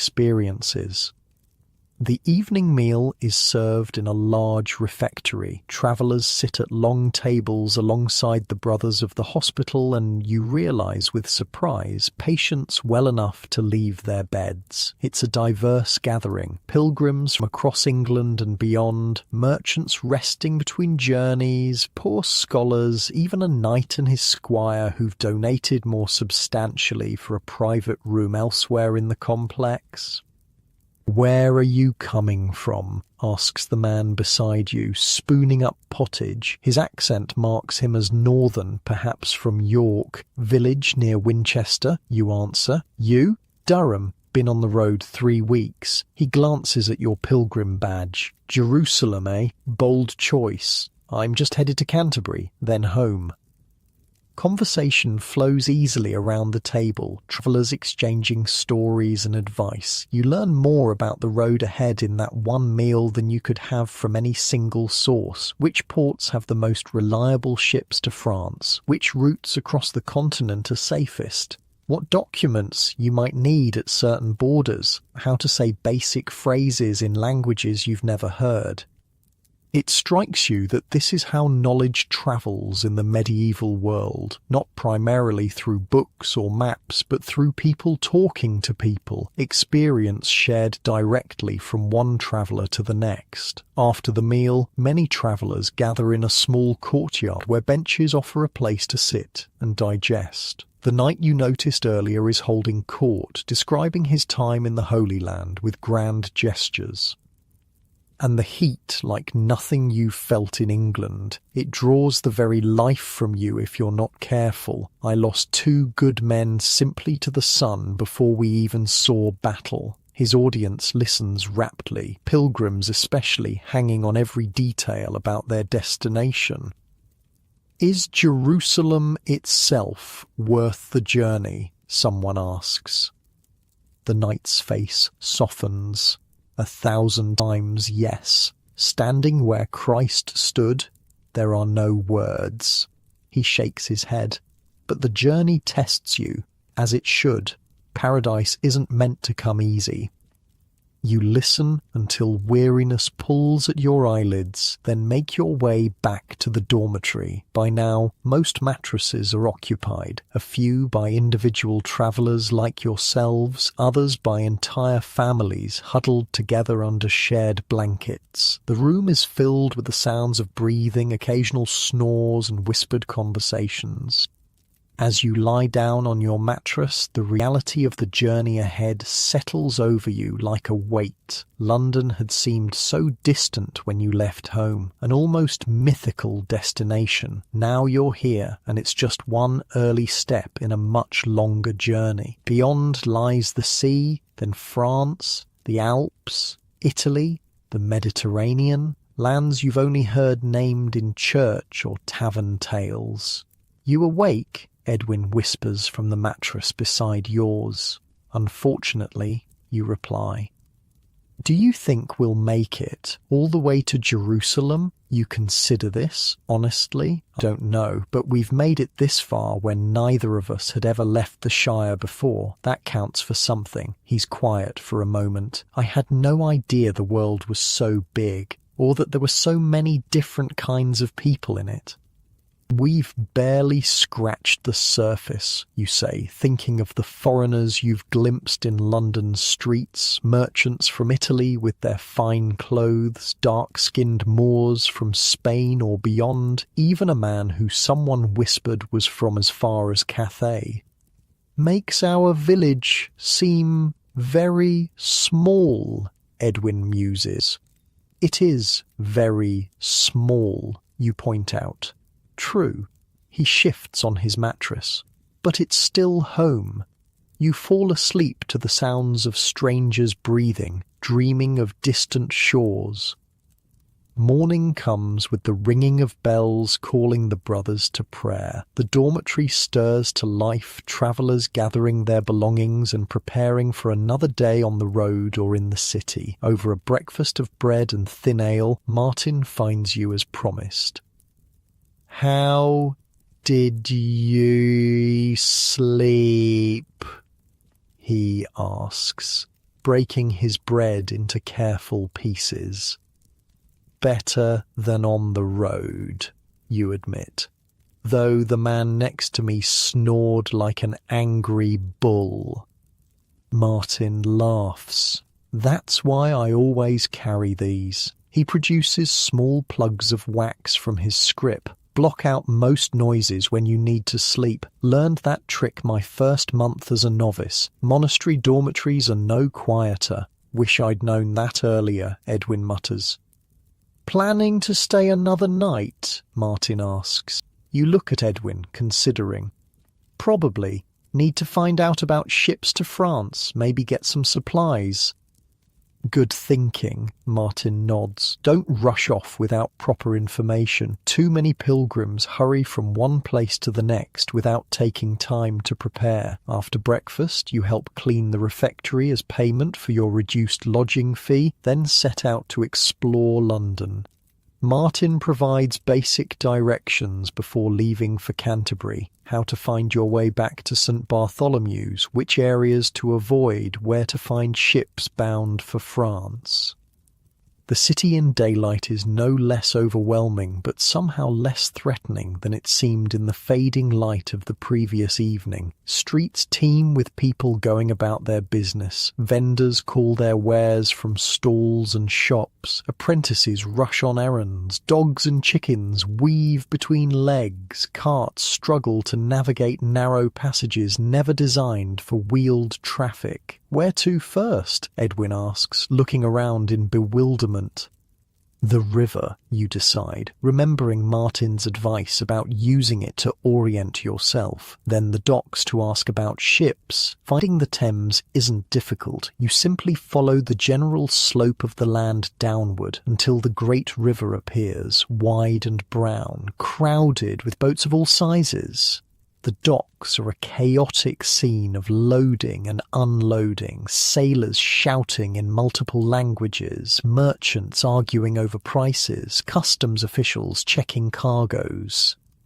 You approach a group of sailors who look English, judging by their speech. "Excuse me," you begin, feeling out of place. "We're looking for passage to France, pilgrims to Jerusalem." One sailor, older than the rest with a beard going grey, looks you over. "Calais is your best bet, then. Ships leave daily, weather permitting." He points down the dock. "Try Jacob over there with the red cap. Fair prices, decent vessel. Tell him Watt sent you." Jacob of the red cap turns out to be a harried-looking man checking cargo against a list someone is reading to him, presumably because he himself can't read. He barely glances at you when you approach. "Pilgrims, 2 silver marks each. Bring your own food for 3 days. No refunds if you spew your guts the whole way. We leave with the tide 2 days from now." The price makes your heart sink. 2 marks is far more than you have. Is there a cheaper option? You ask. Perhaps working for passage? Jacob snorts. You farmers? What do you know of ships? When you don't deny it, he shakes his head. Thought so. I need sailors, not seasick pilgrims cluttering my deck. Try the pilgrim ships further down. They sometimes take workers. The pilgrim ships turn out to be vessels specifically catering to those travelling to religious sites, particularly during peak pilgrimage seasons. They're more expensive than regular merchant ships, but offer certain amenities, dedicated space for pilgrims, some religious services on board, occasionally even basic medical care. After speaking with 3 different captains, you finally find one willing to take you for a combination of coins and labour, helping load cargo before departure and assisting the cook during the crossing. It will still cost most of your remaining money, but it's doable. We leave in 3 days, the captain tells you. Be here before dawn, or we sail without you. 3 days. Time to rest, prepare and gather whatever supplies you can afford for the next leg of your journey. You head back towards St. Bartholomew's, planning to secure lodging for the additional nights. I'm starting to understand why pilgrimages test faith, Edwin remarks as you navigate the crowded streets. It's not just the walking or the danger, it's figuring out where to sleep, how to eat, how to pay for everything. The practical side of devotion, you agree. Back at St. Bartholomew's, you arrange to stay the additional nights, again offering labour in exchange for reduced fees. The brother in charge assigns you to the infirmary, where you'll help tend to the sick each morning before being free to prepare for your departure. That evening, the dormitory fills with new faces. A group of pilgrims just arrived from the north, bound for Canterbury. They're loud and excited, many clearly on their first journey beyond their home villages, just as you were a week ago. Were we that noisy? Edwin whispers as you try to sleep through their animated conversations. Probably, you admit, though I don't remember discussing the shape of the serving girl's ankles quite so enthusiastically. Edwin chuckles. Give them time. A few more days on the road and they'll be too tired to notice much beyond their own blisters. You've changed, you realise. Just a short time travelling has shifted something fundamental in how you see the world and your place in it. The road does that to people. Everyone starts somewhere, wide-eyed and overwhelmed like those new pilgrims or like you were leaving your village. But the journey itself transforms you, step by step, night by night, one bed to the next. As you drift towards sleep, you find yourself actually looking forward to the next stage, crossing the sea, setting foot on foreign soil for the first time, continuing this journey that's already taken you farther than you ever imagined going. The world beyond your village is vast and often bewildering, but you're learning to navigate it, one road, one night's shelter at a time. Your 3 days in London pass in a blur of new experiences. Each morning you work in the hospital's infirmary, changing bandages, feeding those too weak to feed themselves and emptying chamber pots. Humble work, but it pays for your bed and bread. Each afternoon you venture into the city, preparing for the next leg of your journey. On your second day, Edwin nudges you awake before dawn. Come on, he whispers. Today's market day at Smithfield. Everyone says we have to see it. You groan, body still aching from yesterday's work. The ship doesn't leave until tomorrow. Can't we rest? Rest? In London? Edwin looks at you like you've suggested flying to the moon. We might never come back here. Don't you want to see everything we can? He's right, of course. You drag yourself up, splash cold water on your face from the basin, and follow him into the pre-dawn darkness. The streets are already coming alive as you make your way towards Smithfield. Bakers open their shops, the smell of fresh bread making your stomach growl. Apprentices sweep doorsteps, carts rumble toward the market, loaded with goods from the surrounding countryside. Did you ever imagine a place could be so big? Edwin asks, still awestruck by London after 3 days. You could fit our entire village in just a few streets here. And yet people still know each other, you observe, nodding toward a group of women greeting each other familiarly beside a well, just in smaller circles, I suppose. By the time you reach Smithfield, the sun is just breaking over the city walls, illuminating a scene of organised chaos that takes your breath away. The market ground stretches farther than you can see, already crowded with hundreds of people and animals. Stalls and tents create a maze of pathways, each section seemingly dedicated to different goods. Holy Mother of God! Edwin breathes. It's like the whole world is here. A man passing by overhears and laughs. First time at Smithfield? This is nothing. Come back for the Bartholomew Fair in August. Now that's a sight. You've been to village markets and even the occasional fair when travelling merchants pass through your region. But this is commerce on a scale you never imagined. Not just local produce and crafts, but goods from across England and beyond. Where do we even start, you wonder aloud?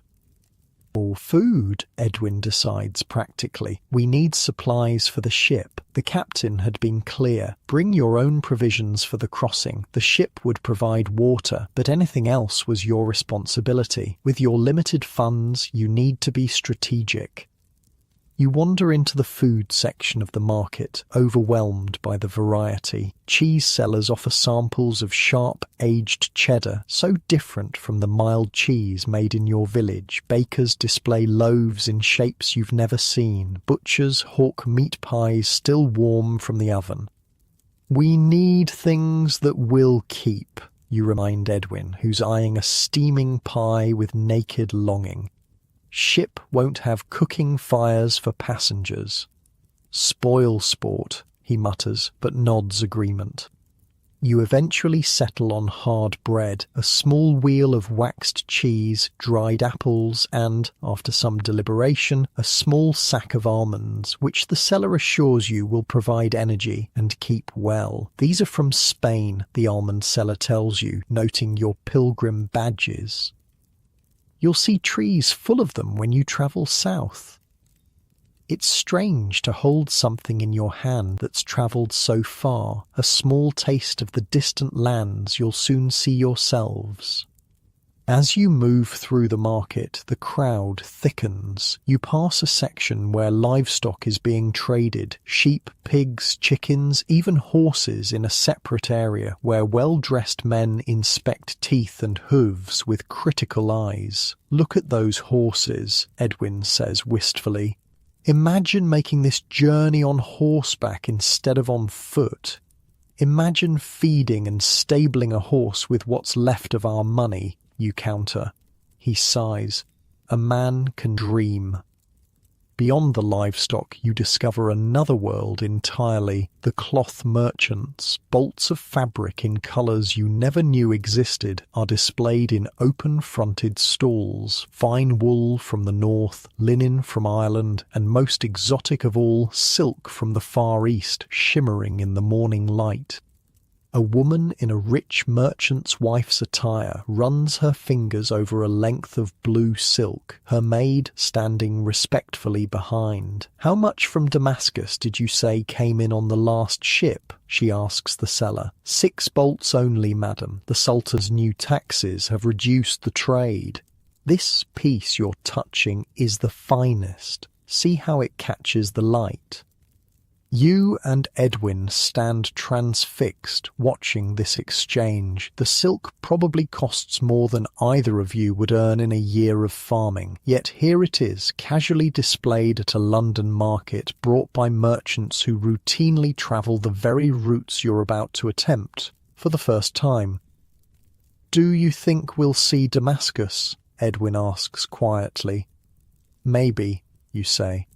If we make it that far. A voice behind you makes you both turn. Pilgrims to Jerusalem, yes, you'll pass through Damascus if you take the southern route. The speaker is a tall man with a deeply tanned face and an accent you can't place. His clothes are foreign in cut but high quality, and a curved knife hangs at his belt. "You've been there?" Edwin asks eagerly. The man smiles. "Many times. I trade spices from the East. Just returned to London last month." He studies your simple clothing and meagre packs. "Travelling light, I see. Wise for the journey ahead." "More like travelling poor," you admit. He chuckles. "Money smooths the road but doesn't guarantee arrival. I've seen rich men die on the pilgrim routes while poor ones reached Jerusalem." He reaches into a pouch at his belt and pulls out something small. "Here, for your journey." He presses a small cloth bag into your hand. The scent that wafts from it is sharp and unfamiliar. "What is it?" you ask, sniffing curiously. "Cloves keep insects from your food and clothes. Also good for tooth pain." He taps his jaw. "Chew one if your teeth trouble you on the road." You're touched by this unexpected gift from a stranger. "Thank you, but we can't pay." He waves away your concern. "No payment, just a kindness for the road." His eyes crinkle. "Perhaps you'll do the same for another traveller someday." Before you can thank him properly, he melts back into the crowd. Edwin stares after him. "Did that really just happen?" he asks. You open the small bag, the strong scent confirming that yes, you now possess spices worth more than you'd normally see in a year. "I think we just experienced the pilgrim's blessing Walter told us about, strangers helping strangers." "Well, I'm not complaining," Edwin says, "though I've no idea what I'd do with a toothache besides pull the damn thing out. Let's hope we don't have to find out." You continue through the market, now with a specific goal, finding anything else you might need for the sea crossing. A seller of wooden goods offers small cups and bowls, essential for eating on the road. You bargain for 2 of each, using Edwin's skill at carving to appreciate the craftsmanship and drive a fair price. Near the centre of the market, a crowd has gathered around what appears to be some kind of performance. Standing on tiptoe, you catch glimpses of a man in motley clothes juggling knives while a companion plays a pipe. Nearby, a bear on a chain performs tricks for another audience, its handler calling commands in a language you don't understand. "Entertainment at the market?" Edwin asks, trying to see over taller heads. "Markets aren't just for buying and selling," explains a woman beside you, balancing a basket of eggs on her hip. "They're where news spreads, where people meet, where life happens. Half of London finds its marriage partners at Smithfield, I'd wager." Looking around, you can see what she means. Young men and women cast glances at each other across stalls. Children run in packs, playing games in the narrow spaces between vendors. Elders sit on makeshift benches, observing it all while sharing gossip and advice. A market, you realise, is a microcosm of medieval life itself. Commerce and community intertwined, the practical and social aspects of existence sharing the same space. As the day advances, the character of the market shifts. The serious business of the morning gives way to more leisurely afternoon activities. Wine and ale flow more freely. Music appears in scattered corners. The crowd grows louder, more festive. "We should head back soon," you suggest, noting the sun's position. "Still need to finish packing." Edwin nods reluctantly. "Just one more thing I want to see, the fortune teller." "Fortune teller? Really?" You raise an eyebrow. He grins sheepishly. "Curious what she'll say about our journey. Can't hurt to know what's ahead, right?" You're skeptical, but follow him to a small tent at the edge of the market. A wrinkled woman sits cross-legged on a carpet, a scarf covering her grey hair. For a small coin she examines your palm, tracing the lines with a gnarled finger. "Long journey," she murmurs, her voice surprisingly deep. Water, mountains, desert, many people. She squints at your hand. Return different than you left. If you return. She looks up, fixing you with sharp eyes. Jerusalem changes a man, the journey more than the destination. It's vague enough to apply to anyone, you think, but something in her steady gaze makes the hair on your neck stand up. Edwin seems equally affected when she reads his palm. Well, that was cheerful, he mutters as you leave. If you return, exactly what every traveller wants to hear. She's just trying to sound mysterious, you assure him, though the woman's words linger uncomfortably. Come on, we need to get back. As you make your way out of Smithfield, the market's sounds and smells following you into the city streets, you can't help reflecting on how markets like this connect the medieval world. Goods, people, ideas, stories, all travelling along the same roads you're now travelling, creating a web of commerce and culture that spans continents. That evening, back at St. Bartholomew's, you carefully pack your new supplies. The ship leaves at dawn, and you need to be ready. 3 other pilgrims bound for France have joined your dormitory, and you share information about the crossing, pooling knowledge in the time-honoured tradition of travellers. The captain said 3 days if the weather holds, a grizzled pilgrim named John tells you. Pray it does. I crossed once in a storm, would have given my right arm to be back on solid ground. Is it very bad? Edwin asks, looking nervous. Let's just say there's a reason they call it the sickness of the sea, John replies grimly. Bring ginger if you have it, help settle the stomach. You don't have ginger, but you do have the cloves from the spice merchant. You wonder if they might serve the same purpose. First crossing? Asks another pilgrim, a younger man named Peter who's making his second pilgrimage to Santiago.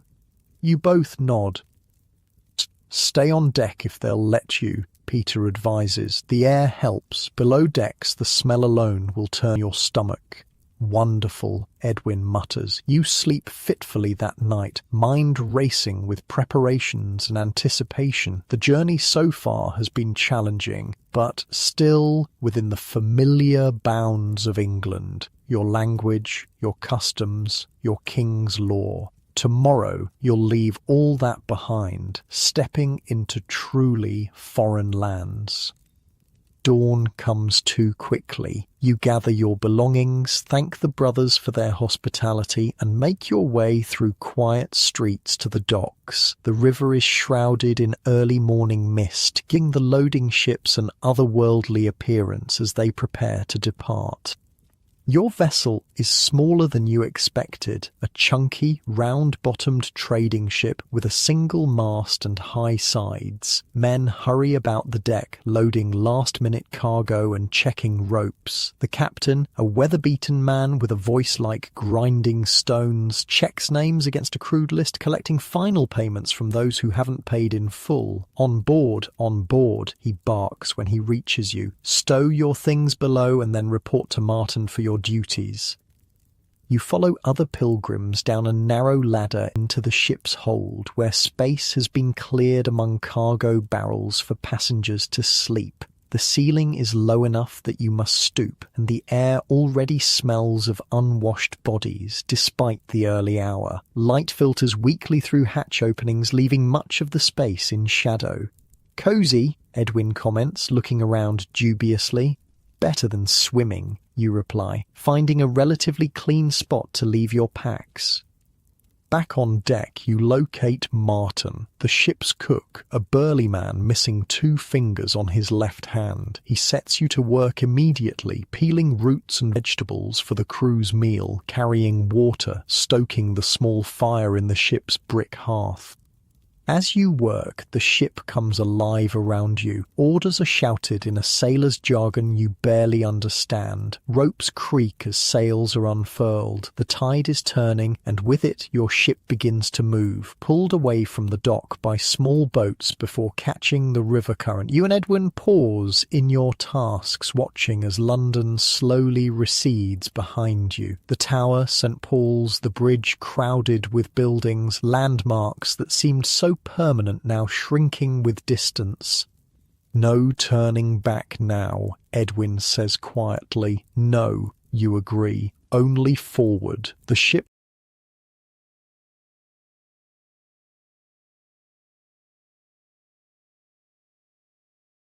makes its way downriver toward the sea, the banks gradually widening, the water becoming more brackish. Other vessels pass going both directions, fishing boats, trading ships, even a magnificent royal barge with colourful pennants flying from its mast.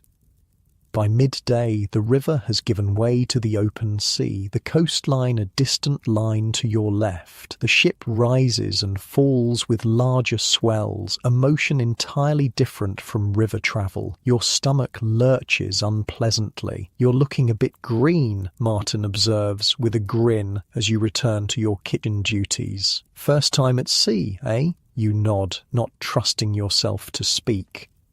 "Look at the horizon," he advises. "Not the deck, not the water. The horizon stays put when everything else moves." You try his suggestion, fixing your gaze on the distant meeting of sea and sky. Surprisingly, it helps. Your stomach settles somewhat, though a vague queasiness remains. Edwin is less fortunate. You find him at the rail, empty of everything he's eaten today and possibly several days before. "I'm dying," he groans when you approach. "Just push me overboard and be done with it." Apparently, it gets better after a day or so, you offer, patting his back awkwardly. Your body adjusts. "If I live that long," he moans. The day passes in a blur of work and waves. Most passengers suffer like Edwin, though a few veterans of sea travel move about the deck with steady steps, amused by the plight of first-time sailors. By evening, even the hardiest passengers seek shelter as a light rain begins to fall, driven horizontally by a freshened wind. Night at sea proves to be an eerie experience. The familiar darkness is broken by strange phosphorescent glimmers in the water. The ship's movement seems more pronounced without visual reference points. Sounds are different too. The constant creaking of timbers, the slap of waves against the hull, the snap of canvas as the wind shifts. Sleep comes in fits and starts, your body braced against the rolling motion. Even in slumber, the hold is crowded with miserable passengers, the air thick with the smell of sickness and fear. You chew one of the cloves the spice merchant gave you, its sharp taste providing some relief from the nauseating odours. Morning brings no land in sight, just endless water in all directions. Your seasickness has mostly passed, allowing you to appreciate the strangeness and beauty of this new environment. Seabirds wheel overhead. Once a group of sleek bodies breaks the surface nearby. Dolphins.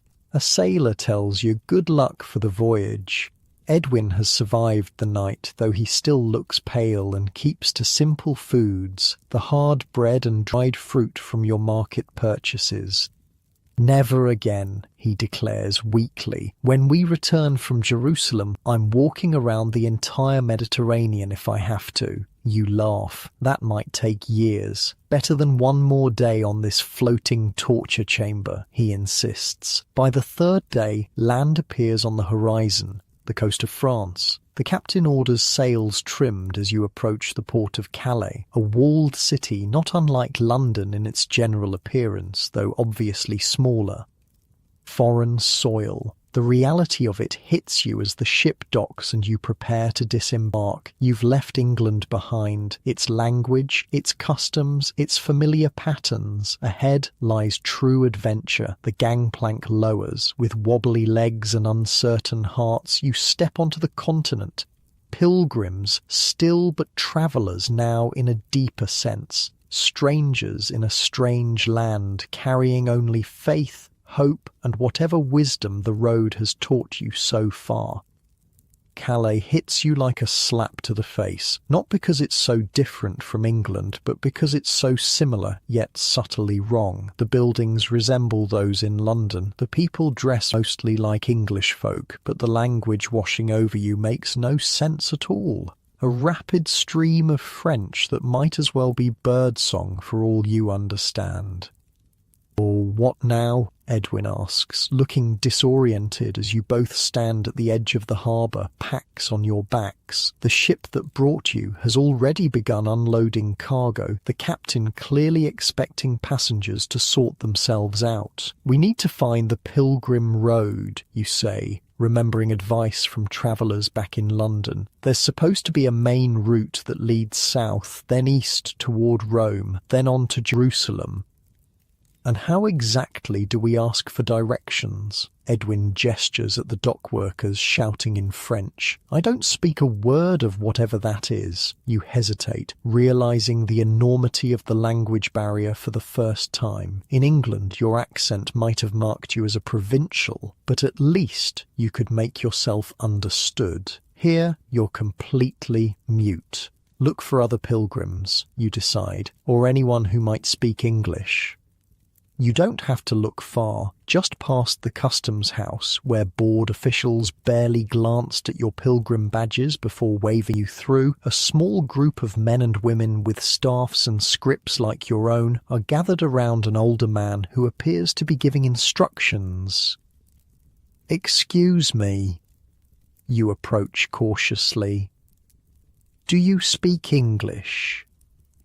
Several heads turn your way with obvious relief. "English, thank God," says one man about your age. "We were beginning to think we were the only ones."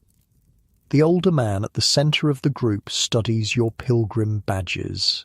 "Jerusalem?" he asks, his accent thick but understandable. You nod. "Good, good. Join us. Safety in numbers. I am Brother Michel." He doesn't look like a monk with his practical travelling clothes and lack of tonsure, but perhaps the French religious dress differently. "Are you a priest?" Edwin asks, apparently thinking the same. Brother Michel laughs. No, guide. 20 years taking pilgrims across France, into Italy, sometimes beyond. Know the roads, the inns, the dangers. He taps his head. All here. A guide. You hadn't considered hiring one, assuming you'd simply follow established pilgrim routes.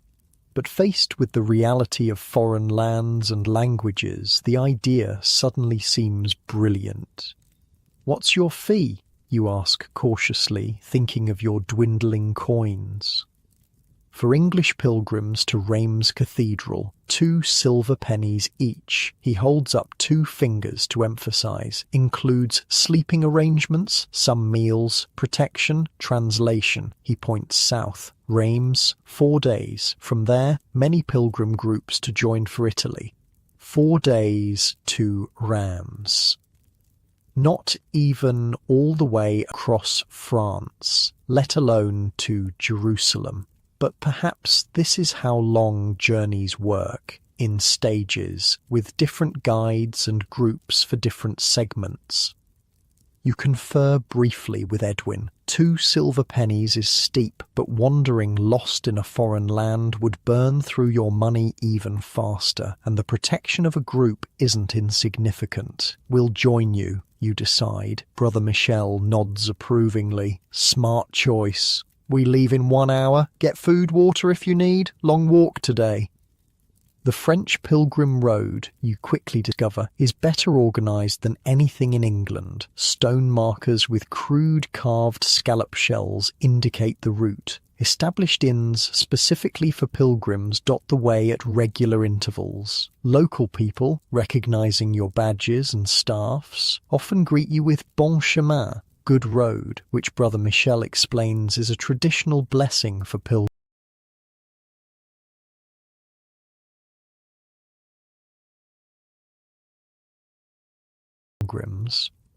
Your group consists of 15 travellers. You and Edwin, a family of 4 from Yorkshire, 3 scholars from Oxford, a widow making a pilgrimage for her late husband's soul, and 4 other assorted English pilgrims, plus Brother Michel. The shared language creates an instant bond, a little island of England moving through foreign territory. Been to Jerusalem before? You ask one of the scholars, a thin man named Thomas who walks with a slight limp. Twice, he confirms, once as a student, once as a tutor to a nobleman's son. He gestures at the open countryside around you. This is the easy part. France is well-travelled, relatively safe. Beyond the Alps, he shakes his head. That's when the real challenges begin. By the 3rd day with Brother Michel, you've fallen into a rhythm. Wake before dawn, walk until midday, rest briefly, then walk until approaching dusk. Unlike your haphazard journey through England, everything here feels organised, established by centuries of pilgrims following the same paths. How many people make this journey each year? Edwin asks Brother Michel as you rest beside a small stream. The guide considers this.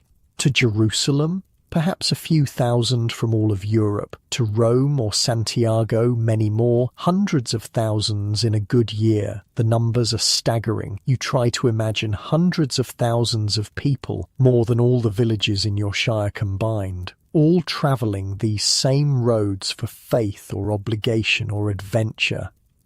On the afternoon of the 4th day, Brother Michel gathers the group at a rise in the road. Over that hill, he announces with a dramatic gesture, Reims awaits. With her cathedral, one of the most beautiful in Christendom, your group quickens its pace, eager after days of walking to reach this milestone. You crest the hill and then stop, breath catching in your throat. In the distance, rising above a city of stone buildings and tiled roofs, stands something that defies comprehension. Massive twin towers reach toward heaven, flanking a circular window of coloured glass that catches the afternoon sun like a giant jewel. Even from miles away, the cathedral dominates the landscape, making everything around it seem small and temporary. Mother of God, Edwin whispers beside you. Did human hands build that? You can't answer, too struck by the sight. The modest stone church in your village could fit inside that structure a dozen times over. The manor house, the grandest building you'd seen before leaving home, suddenly seems like a child's toy in comparison. As you approach the city, the cathedral plays a game of hide and seek, disappearing behind buildings only to reappear even larger and more impossible than before. By the time you reach the city gates, your neck aches from staring upward. Brother Michel leads you through narrow streets that twist and turn before suddenly opening into a large square dominated by the cathedral. Here, at last, you stand before it properly and the true scale becomes apparent. The front facade rises higher than any structure you've ever seen, adorned with hundreds of stone figures, saints, angels, kings and monsters, staring down at the ant-like humans below. The 3 great doorways are deeply recessed, their arches carved with scenes from scripture. Above, the rose window you glimpsed from afar is even more spectacular up close, a perfect circle of stone tracery holding countless pieces of coloured glass. How? Is all you can manage to ask, gesturing weakly at the impossible structure. Faith, answers Brother Michel simply, and generations of masons passing knowledge from father to son. This cathedral was begun by your grandfather's grandfather and may not be finished until your grandchildren are old. The square bustles with activity, not just pilgrims, but local people going about their business, vendors selling food and trinkets, children playing. The cathedral's presence seems to affect everyone differently. Some hurry past without a glance, accustomed to its magnificence. Others, like your group, stand transfixed. Still others kneel directly on the cobblestones, overcome with religious emotion. We stay there tonight. Brother Michael points to a large stone building adjacent to the cathedral, Pilgrim Hostel, but first we pay our respects inside. The interior hits you even harder than the exterior. You step through the massive doors and into a space that seems to defy the laws of nature. Soaring stone columns rise to impossible heights, supporting a ceiling that arches like the vault of heaven itself. Light streams through stained glass windows, painting the stone floor in patches of red, blue, green, and gold. The sound is different too, a hushed echo that makes whispers carry and footsteps fade into the vastness. The temperature drops noticeably, the thick stone walls creating a cool refuge from the summer heat outside. Look up, Thomas the scholar murmurs beside you. The ceiling. Those thin ribs of stone support the entire roof. It's called a flying buttress system. Most cathedrals would collapse without them. You follow his gaze upward, trying to comprehend the engineering feat. In your village, even a 2-story building required massive timbers and thick walls. This cathedral soars with seemingly impossible delicacy, stone-shaped to defy gravity. Edwin has wandered ahead, his face upturned in wonder. "Will the Jerusalem churches be like this?" he asks when you catch up. "Different," Thomas answers. "Older style, Byzantine, more domes, fewer windows, beautiful in their own way." You move slowly through the cathedral, joining the flow of pilgrims and worshippers circulating among side chapels and reliquaries. Candles burn before statues of saints. Priests murmur Latin prayers. Incense hangs in the air, its sweet smoke curling toward the distant ceiling. Near the high altar, a group of pilgrims kneels before a golden box encrusted with jewels. Brother Michel explains in a hushed voice, "Reliquary contains a thread from the Virgin Mary's cloak, very sacred." The concept of relics isn't new to you. Even your village church claimed to have a splinter from the true cross, though the priest only displayed it on Easter. But the wealth and grandeur surrounding this relic is beyond anything in your experience. Gold, silver, gems that could feed your entire village for years, all dedicated to housing a single thread of cloth. "Is it really from Mary's cloak?" Edwin whispers, eyeing the reliquary skeptically. Brother Michel shrugs. "Who can say for certain? But faith doesn't always require proof." After paying respects at the main shrines, your group exits through a side door where a row of vendors has set up shop selling pilgrim souvenirs. Badges, ampoules, tiny flasks, meant to hold holy water, miniature relics, and blessed tokens of all kinds. Shouldn't they be doing that outside? Edwin frowns. Seems disrespectful. "Cathedral needs money for construction," Brother Michael explains pragmatically. "Vendors pay fees, pilgrims get souvenirs, everyone wins." A badge maker catches your eye, his tray displaying dozens of pewter pins and badges showing saints, cathedral facades, and religious symbols. For a small coin, less than you expected, you select a badge showing Reims Cathedral's distinctive twin towers. Proof that you were here, something to show the folks back home, if you make it back. The Pilgrim Hostel proves to be clean and well organised, clearly accustomed to handling large groups. Men and women sleep in separate dormitories on straw-filled mattresses that feel luxurious after days on the road. A simple meal of bread, cheese and vegetable pottage is provided, with pilgrims gathering in a large refectory to eat together.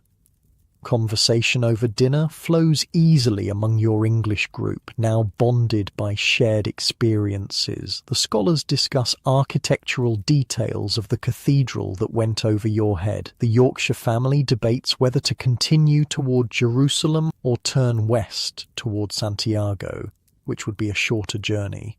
The widow sits quietly, fingering a rosary and occasionally wiping tears. This is where we part ways with Brother Michel, Thomas informs you as you eat. He only guides to Rams. From here, we need to find another group heading toward the Alps. How do we do that, you ask, anxiety rising at the thought of being guideless again. Notice board at the hostel entrance. He points toward a wooden board covered with parchment scraps. Guides post their destinations, fees, departure times, or we join a larger pilgrim group already formed. After dinner, you examine the notice board. Most announcements are incomprehensible, written in French, Latin, or other languages you don't recognize. A few have crude drawings indicating destinations. One shows a mountain range, presumably the Alps, and what might be Rome beyond. This one's in English, Edwin points to a notice near the bottom. Pilgrim company forming for Rome via Alpine passes, departing Rheims on Feast of St. John, 24 June. English speakers welcome. Inquire with Father Gregory at St. Jacques Church. That's 2 days from now. Time to rest, explore Rheims, and prepare for the next leg of your journey. The following day, while seeking Father Gregory, you return to the cathedral, drawn back to its magnificence. Without Brother Michel's rushed tour, you take time to truly absorb the experience, sitting quietly in a side chapel where morning light streams through a window depicting Christ's baptism. Different in the morning light, isn't it?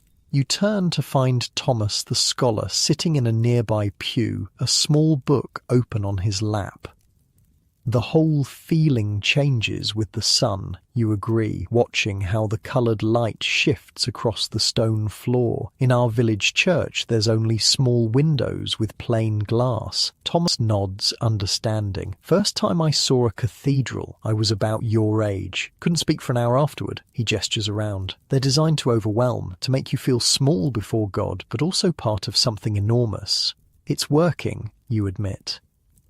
Even the most sceptical pilgrim feels something in these spaces, Thomas continues. I've seen hardened soldiers weep and cynical merchants fall to their knees, stone and light and space working on the human soul.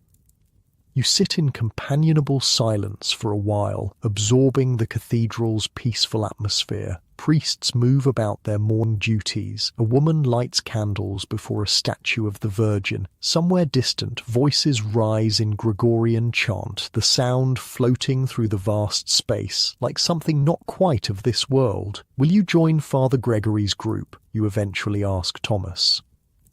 Yes, he's well regarded, made the Jerusalem journey 6 times without losing a pilgrim. Thomas closes his book. I recommend you and Edwin do the same. The Alps are no place for inexperienced travellers alone.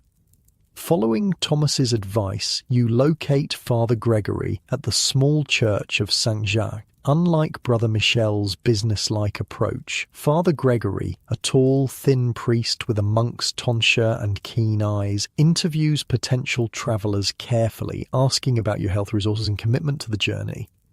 Jerusalem is not for the faint of heart, he tells you and Edwin seriously. Some who set out never return. Disease, accident, bandits, war, all claim pilgrims' lives. Are you prepared for these risks? You think of your family back home, probably assuming you're already dead since news travels so slowly, of your comfortable bed and predictable life abandoned for this mad venture. We made vows, you answer simply. We'll see them through or die trying. Father Gregory studies you both, then nods slowly. Very well, 3 silver pennies each to Rome. Beyond that, you'll need to find another guide or company. It's a steep price, but includes protection through the dangerous alpine passes and arrangements for lodging along the way. You pay from your dwindling funds, receiving in return a small token marked with Father Gregory's seal, proof that you've joined his company. That evening, your third in Reims, you attend Vespers at the cathedral. The service differs from what you're accustomed to, more elaborate, with incense, processions, and complex choral arrangements, but the essential prayers remain familiar enough to follow.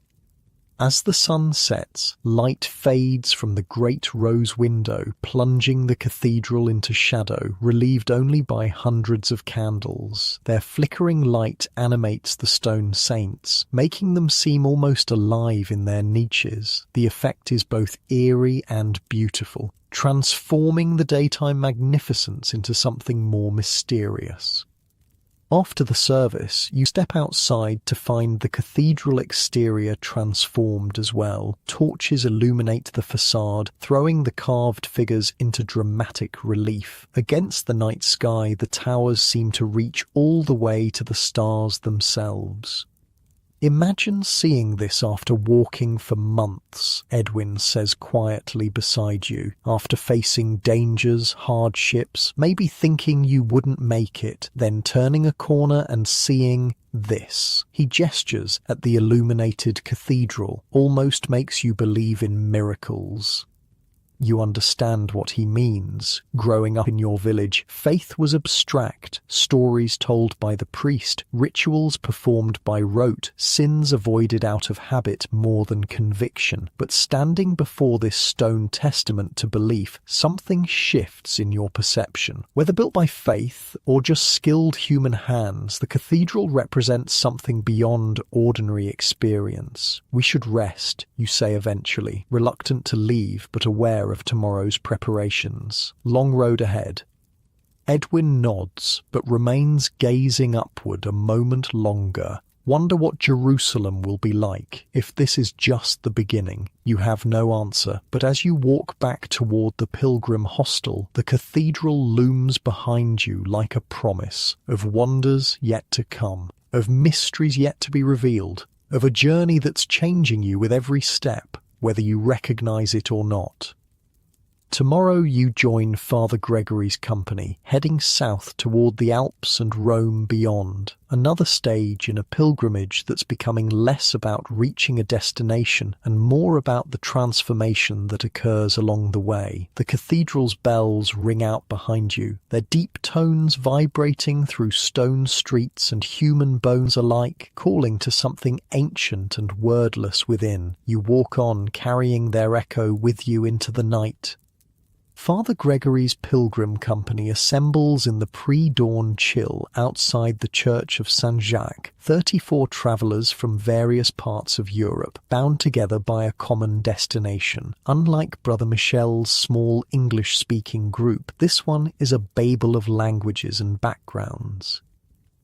English over here, Father Gregory calls, motioning you, Edwin, and the other English pilgrims to one side. He speaks in several languages, organizing people into rough groups based on origin. English, French, German, Italian, Flemish. He points to each cluster in turn. When everyone is arranged, he continues in accented but clear English. Long journey ahead, many dangers. We stay together, we help each other. He repeats this in what you assume are the other languages, then switches back to English. Today, 10 miles south, hard walking in afternoon heat. Questions? No one has questions. With a nod, Father Gregory leads the group out through Reims' southern gate, the cathedral's towers silhouetted against the rising sun behind you. The first few hours are quiet, everyone still half asleep and getting a feel for the group's pace. By mid-morning, however, conversations begin to spark between the language groups. A German pilgrim who knows some English begins chatting with your little cluster. His name is Hans, a carpenter from Cologne who's making the pilgrimage to Rome to pray for his late wife's soul.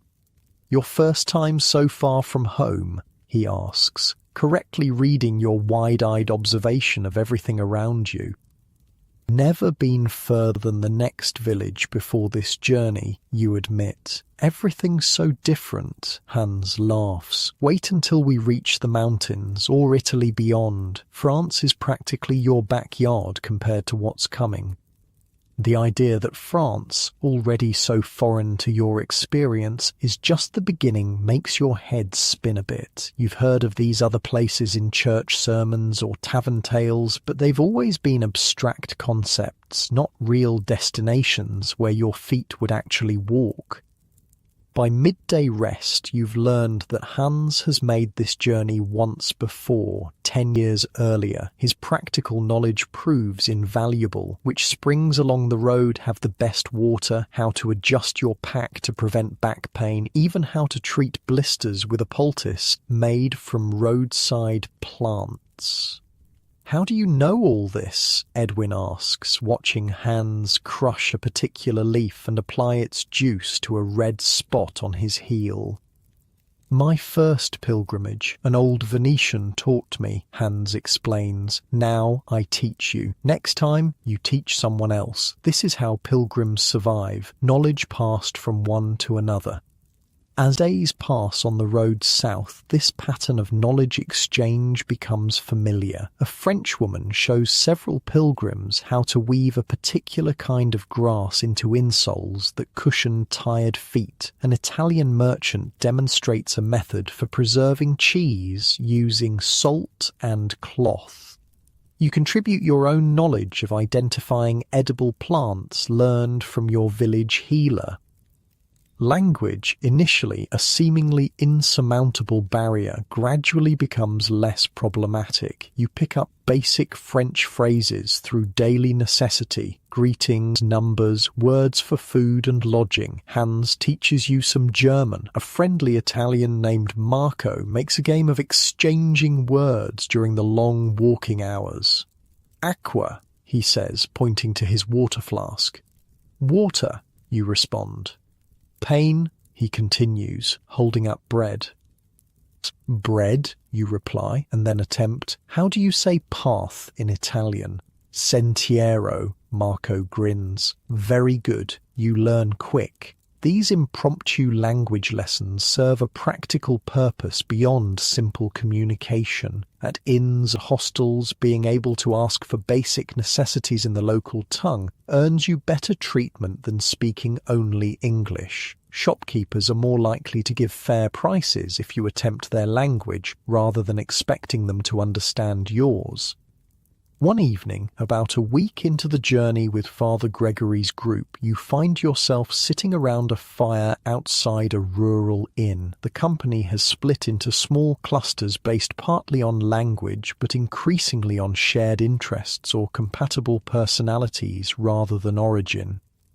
Your group includes Edwin, Hans, Marco, a French pilgrim named Jean who speaks some English, and Thomas the scholar from the Oxford group. The conversation, conducted in a mixture of languages with much gesturing and occasional translation, turns to food traditions from each person's homeland. "In my village," you explain, miming kneading motions, "we make bread with herbs inside, green plants from the forest." "Erbe selvatice," Marco supplies the Italian, then adds in broken English. "We do same in my town, but also sun-dried tomatoes and oil." "Tomatoes?" Edwin asks, unfamiliar with the word. Marco tries to describe them, but without a common reference, it's difficult. Thomas the scholar intervenes. "Red fruits from the New World," he explains. "Spanish ships bring them. Not common in England yet, but popular in southern Europe." This leads to a spirited discussion of foods none of you have tried. Strange fruits from distant lands, spices worth more than gold, dishes prepared in ways you'd never imagined. Jean describes a French method of preserving meat in its own fat that sounds bizarre but apparently keeps it edible for months without salting. "In Cologne," Hans contributes, "we make Christmas bread with nuts and dried fruits soaked in special wine. 3 days to prepare, but worth every minute." You think of the plain brown bread from your village oven, the same recipe passed down for generations without variation. The idea that bread could be something worth spending 3 days to create is revelatory. This is the true education of the road, not just seeing new places, but absorbing new ideas, expanding your understanding of what's possible. Each conversation plants seeds that will eventually bear fruit in changed practices, whether you consciously adopt them or simply find your perspective altered. The journey south continues, the landscape gradually changing as you move toward the Alps. Villages become smaller, further apart. The terrain grows increasingly rugged, forests thicker, paths steeper. Father Gregory pushes the group to maintain a good pace, aware that the mountain passes must be crossed before autumn brings early snow. One afternoon, you're walking alongside a Flemish merchant named Willem, who speaks excellent English thanks to years of trade with London wool merchants. The conversation turns to family traditions, and you mention the small wooden figures your grandfather used to carve during winter evenings. Ah, like this? Willem reaches into his pack and pulls out a tiny wooden bird, exquisitely detailed despite being no larger than his thumb. My father makes these, tradition in our region. The craftsmanship far exceeds anything you've seen in your village. You say as much, and Willem nods understanding. Each place has its own skills passed down through generations. In my town, wood carving; in others, metalwork or weaving or cheese making. He returns the bird to his pack. This is why travel matters. We learn what's possible beyond our own small circle. That evening, the company reaches a village nestled in a valley between increasingly dramatic hills. The local inn can't accommodate everyone, so Father Gregory arranges for half the group to sleep in the church porch, a common practice for pilgrims when proper lodging isn't available. You're among those in the church porch, spreading your cloak on the stone floor as a makeshift bed. A local man approaches, accompanied by his son, a boy of perhaps 12. In halting, heavily accented English, he asks where you're from. England, you answer. A small village you wouldn't know? The man nods, then speaks rapidly to his son in their local dialect. The boy runs off, returning minutes later with a woman, presumably his mother, carrying a basket covered with cloth. Please, the man gestures to the basket, which the woman uncovers to reveal bread, cheese, and what looks like a type of sausage you've never seen. For pilgrims, blessing on journey, you're touched by this unexpected generosity from complete strangers. Thank you, but we can't take your food without payment, you protest, reaching for your meagre coin purse. The man waves away your offer. No, we give. God bless pilgrims. He mimes eating, encouraging you to accept.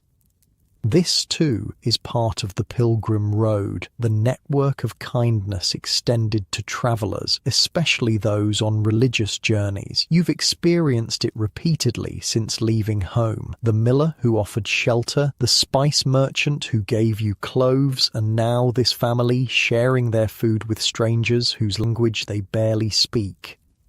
You accept with genuine gratitude, sharing the unexpected bounty with Edwin and the others sleeping in the church porch. The sausage turns out to be flavoured with spices you've never tasted, pungent and slightly sweet simultaneously. The bread has a different texture than English loaves, darker and denser with a distinctive tang. Why do they do this? Edwin wonders, chewing appreciatively. Give food to people they'll never see again? Thomas the scholar, sitting nearby, overhears, because someone probably did the same for them once, or because their cousin or brother is on pilgrimage somewhere else, and they hope he's being fed by strangers too. He breaks off a piece of cheese. The pilgrim routes create a kind of reciprocity that stretches across continents. A kindness here is repaid there, and the whole system sustains itself. The following morning, the village priest invites the pilgrims to attend Mass before departing. Though conducted in Latin, the ritual is familiar enough that you can follow along, the universal structure of the service transcending language differences. You notice small variations, gestures made differently, prayers recited with slightly altered wording, but the core remains recognizable. After Mass, the village children gather around the foreign travellers, fascinated by your strange accents and clothing styles. One little girl reaches out tentatively to touch the pilgrim badge on your cloak, her eyes wide with wonder. "Jerusalem?" she asks, recognizing the symbol. You nod, and her face lights up. She turns to her friends, excitedly announcing something in her language that makes them regard you with newfound respect. To these children in their remote village, you're a living connection to places they've only heard about in church, holy sites that exist for them solely in scripture and sermon. It strikes you that your journey serves a purpose beyond personal devotion or fulfilling a vow. By walking these ancient routes, you become a courier of experience, bringing knowledge of distant places back to those who will never see them firsthand. The stories you'll tell upon returning home, if you return, will shape how your village imagines the wider world. The company departs mid-morning, climbing steadily into higher elevations. The air grows cooler, the vegetation subtly changing. Pine forests replace the mixed woods of lower regions. The path narrows, becoming steeper and more challenging. "Alps soon," Hans tells you, pointing ahead to where snow-capped peaks are occasionally visible through breaks in the nearer hills. 3, maybe 4 days to the passes. That evening, camped in a high meadow with no village nearby, Father Gregory organizes the company into cooking groups based on language. Each group contributes something from their remaining supplies to a communal meal, creating an impromptu feast of diverse foods. The French pilgrims produce a hard, aged cheese that's sharper than anything you've tasted. The German contingent contributes smoked sausage. The Italians add dried herbs that transform the bland pottage into something savoury and complex. Your English group offers the last of the honey purchased in London, which gets drizzled over hard bread for a simple dessert.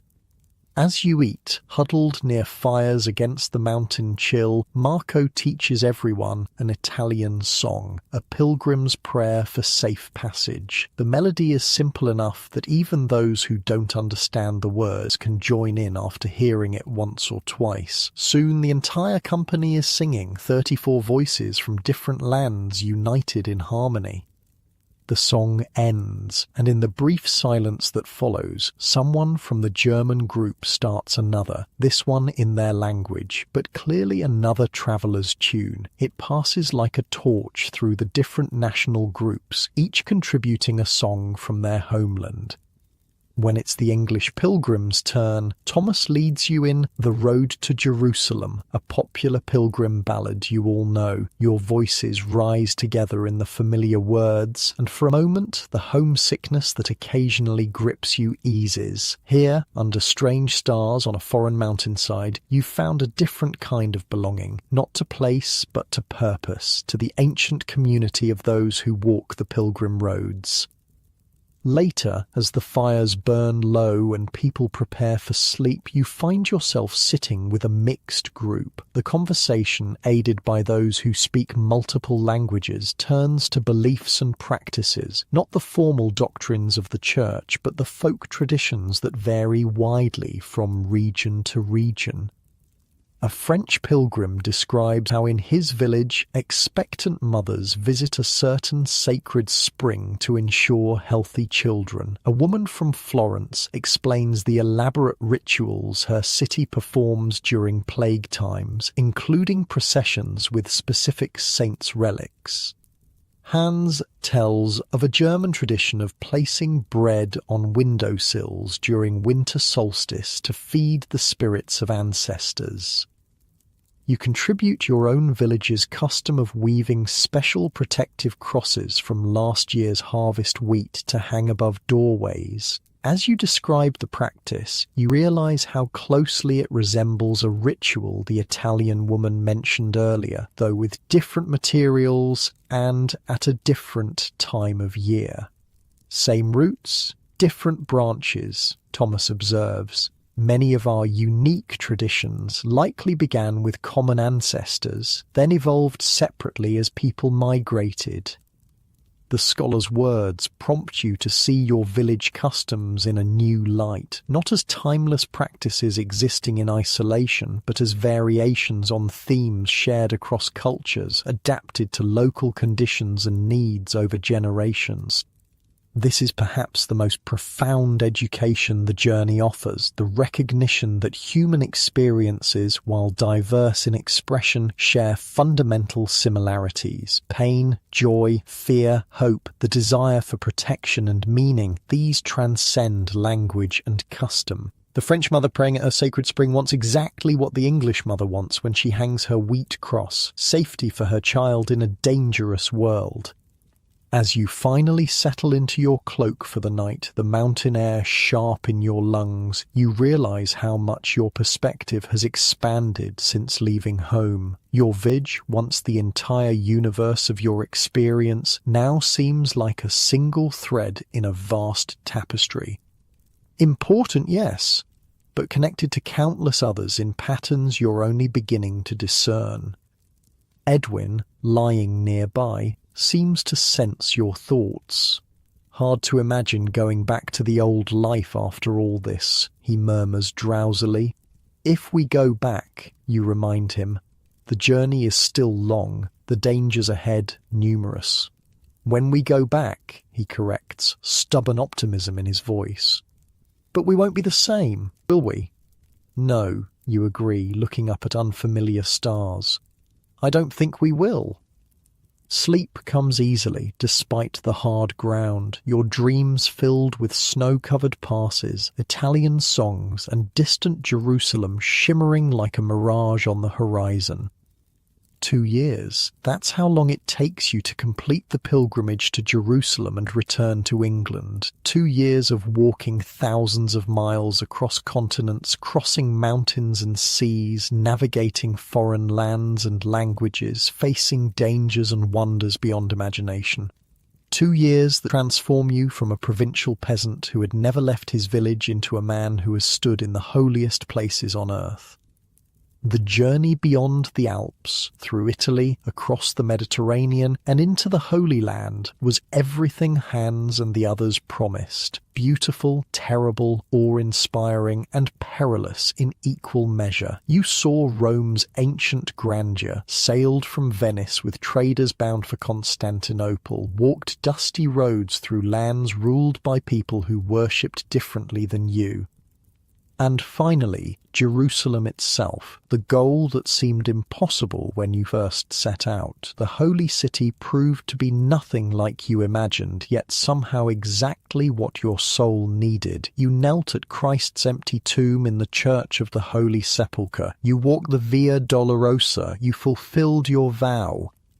Edwin never made it to Jerusalem. A fever took him in a small Italian town south of Rome. Despite the best efforts of a local healer, you buried him there, promising to carry his memory back to his family. His pilgrim's badge, the one Walter gave him all those months ago in England, now hangs beside your own, a tangible reminder of your friend and the journey you began together. But that's all in the past now, though it feels like another lifetime. Today, you're walking the final miles toward home, and your heart pounds with each familiar landmark that appears. The old oak that gave your settlement its name comes into view, then the first outlying fields. Everything looks exactly as it did when you left, yet completely different through your travelled eyes.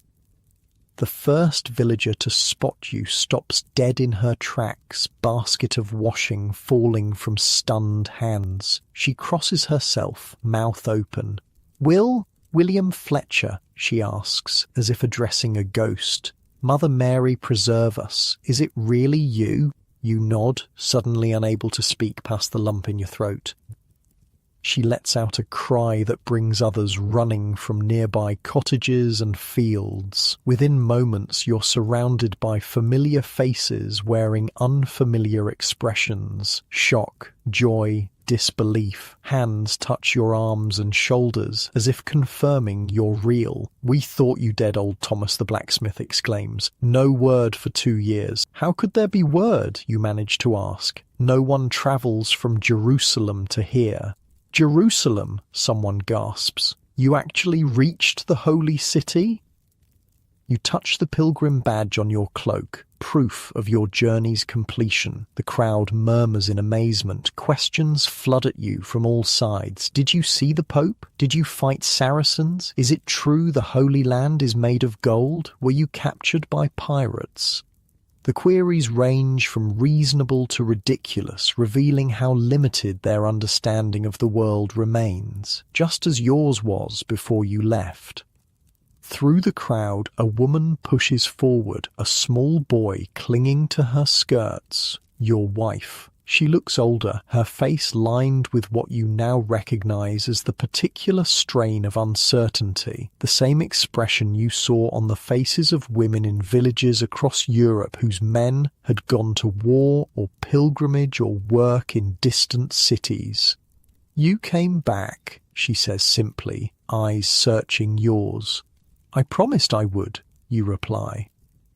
The boy, half hiding behind her, must be your son, though he's grown so much you barely recognize him. He would have been 4 when you left, now he's 6, regarding you with suspicious eyes that hold no recognition. Do you remember your father? Your wife asks him gently. He shakes his head, pressing closer to her skirts. This is the price of pilgrimage rarely discussed, the fractured families, the lost time, the children who grow up with absent parents who return as strangers. You've seen it in villages across Europe, but now you're experiencing it firsthand. He will remember again, you say, more confidently than you feel. We have time. The manor steward appears, pushing through the gathered villagers. So the pilgrim returns, he announces, looking you up and down. The Lord will want to hear your tales. Come to the hall tonight after you've settled.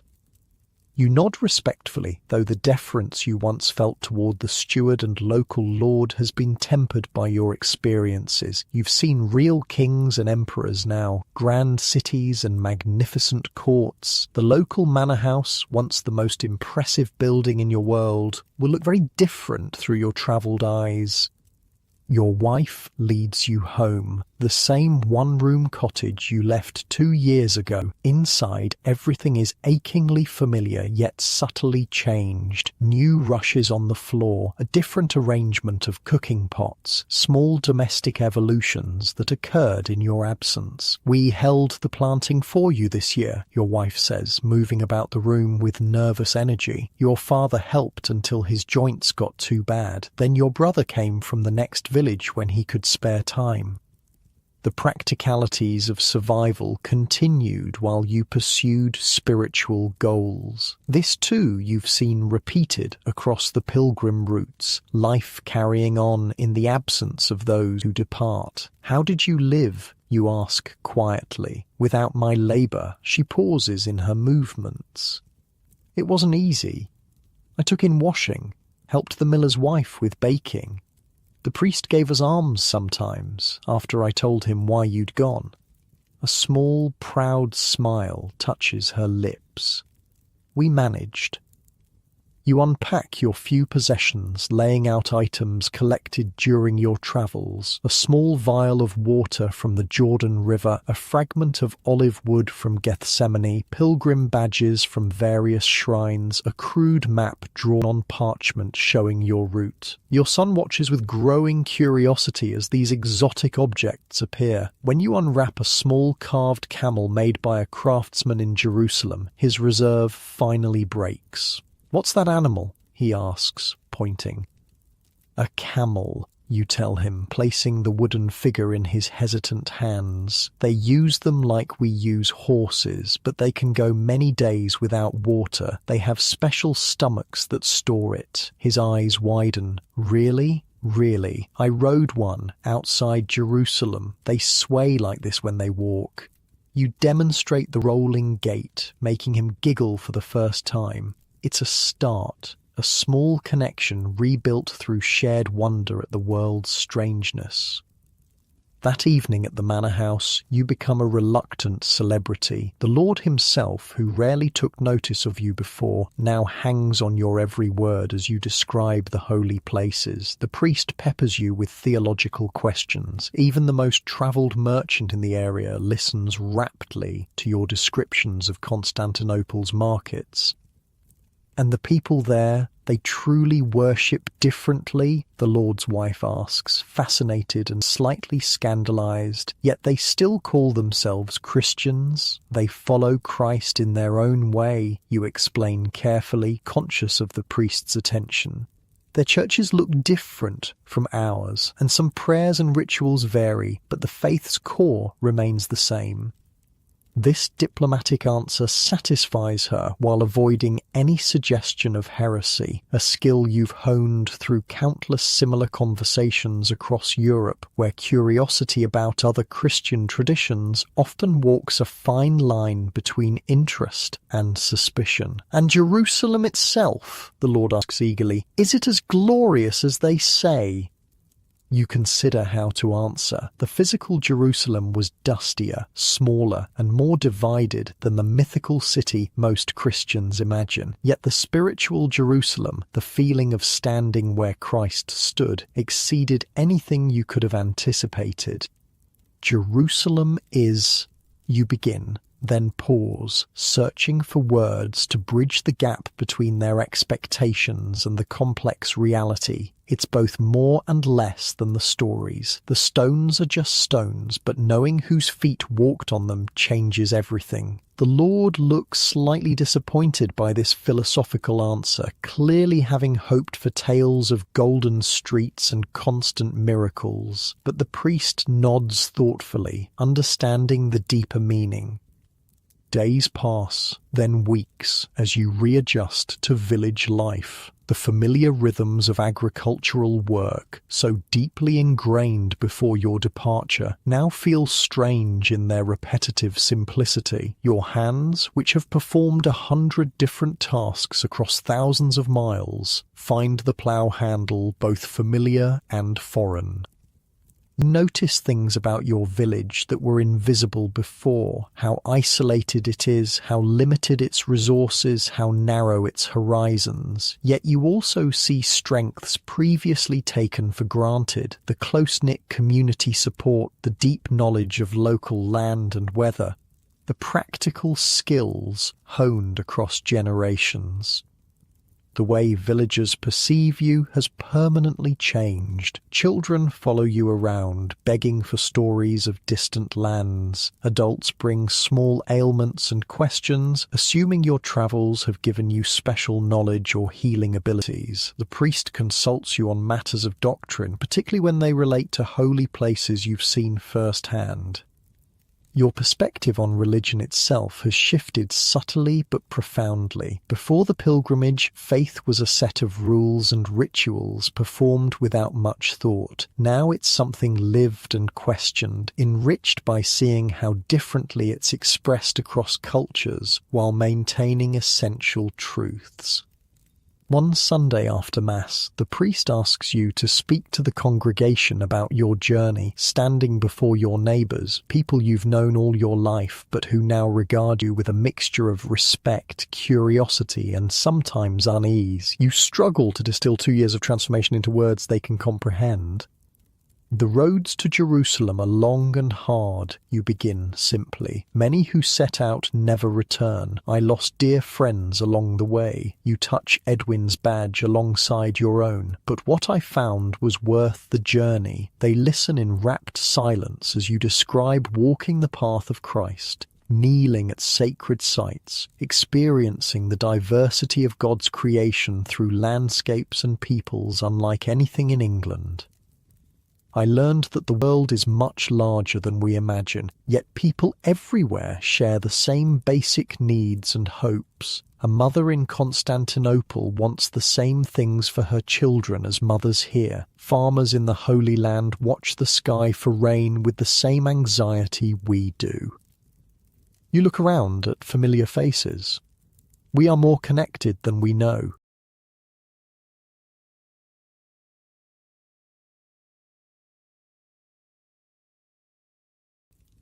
This idea that distant, supposedly exotic peoples are fundamentally similar to themselves seems to both reassure and disappoint your audience. Like the Lord, some clearly hoped for tales of bizarre customs and inhuman foreigners that would confirm their worldview rather than expand it. After the formal talk, individuals approach with specific questions. A young man contemplating his own pilgrimage asks practical advice about costs and routes. Women inquire about how their counterparts in distant lands manage cooking or childcare. The blacksmith wants to know about tools and techniques used by his foreign colleagues.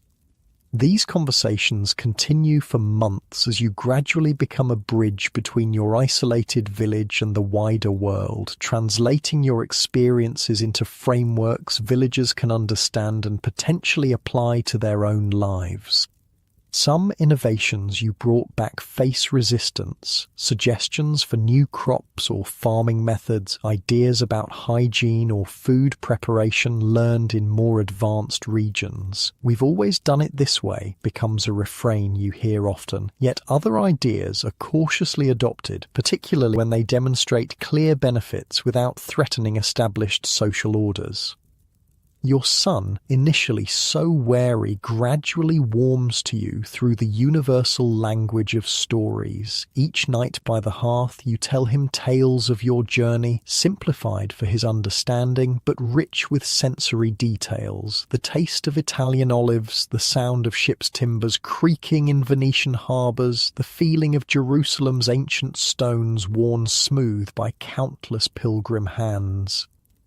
"Were you scared?" he asks one evening as you describe crossing the Alps in early winter, snow making treacherous footing on narrow mountain paths. "Often," you admit honestly, "but fear is part of any journey worth making." "Will I go to Jerusalem someday?" he wonders, eyes shining with adventure's promise. The question gives you pause. You know firsthand both the transformative power and the very real dangers of such a journey. Would you wish it for your child? "Perhaps," you answer carefully, "if God calls you to it. But remember, not all pilgrimages require leaving home. Sometimes the journey that matters most is the one that happens inside us, right where we are." It's a lesson you've observed repeatedly along the pilgrim routes. Some travellers walked thousands of miles without their souls moving an inch, remaining as closed-minded at journey's end as at its beginning. Others underwent profound transformations without ever reaching their intended destinations, finding enlightenment in unexpected detours and challenges. As seasons pass, you settle more comfortably into your old life, though changed irrevocably by what you've seen and done. Your stories gradually become part of the village's collective knowledge, referenced in conversations and retold, often with embellishments, by those who never travelled themselves. A year after your return, a merchant passing through mentions meeting pilgrims in London recently arrived from Italy. Among their news, a new cathedral being constructed in Florence unlike anything seen before, its dome designed to rival ancient Roman engineering. This small connection to the continuing world beyond your village brings unexpected joy. The places you visited aren't frozen in time as in your memories. They continue evolving, experiencing their own histories. Somewhere in that Italian town where Edwin rests, life carries on. In Jerusalem, other pilgrims now stand where you once stood, having their own transformative moments. One spring evening, as you sit outside your cottage watching the sunset, your wife joins you in companionable silence. After a while, she speaks. "Do you ever regret it, the pilgrimage?" You consider the question honestly. The journey cost you 2 years with your family. Friendships cut short by death, physical hardships that left permanent marks on your body. Yet it also gave you a broader understanding of humanity, deeper faith and experiences beyond price. "No," you answer finally, "though I regret the time lost with you and our son, but I'm not the same man who left here. She studies your face in the fading light. No, you're not, she agrees. You see differently now. What do you mean? Before, you looked at this village and saw all there was. Now you look at it and see just one small part of something much larger. She gestures toward the horizon. Your eyes always drift that way now, toward the wider world. Her perception startles you with its accuracy. Even now, watching familiar fields at sunset, part of your mind wanders to other horizons. The Mediterranean glittering at dusk, alpine peaks catching last light, Jerusalem's walls glowing gold. Is that bad, you ask? She considers. Different, she says finally. Not worse, not better. Just changed. She takes your hand, work roughened like your own. You brought back more than just those trinkets and badges. You brought back new eyes. Now you're helping others see differently too. This, you realize, is perhaps the most valuable function of the medieval traveller, not just to make personal pilgrimages, but to serve as conduits of knowledge and perspective for communities that remain physically rooted. Your journeying feet created ripples that continue spreading outward, subtly changing your village through stories, ideas, and expanded possibilities.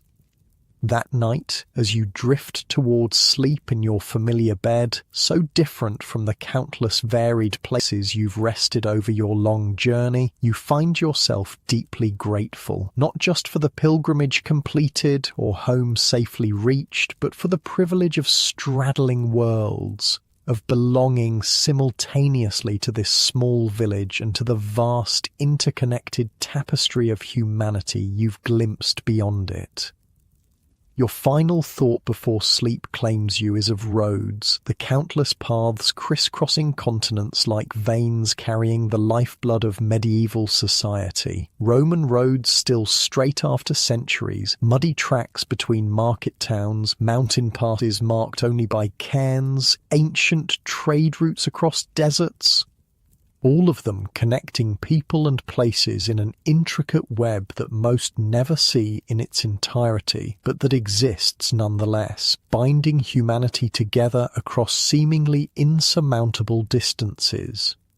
Medieval peasants weren't stuck in one place after all. They travelled for markets, for pilgrimages, for work, for warfare, for countless reasons, and when they returned, if they returned, they brought back more than souvenirs. They brought expanded horizons that, person by person and story by story, gradually connected even the most isolated villages to the wider medieval world. As you finally surrender to sleep, the road still calls somewhere deep within you. Perhaps someday you'll answer it again. But for tonight, the journey continues in dreams, carrying you once more along distant paths, even as your body rests safely home.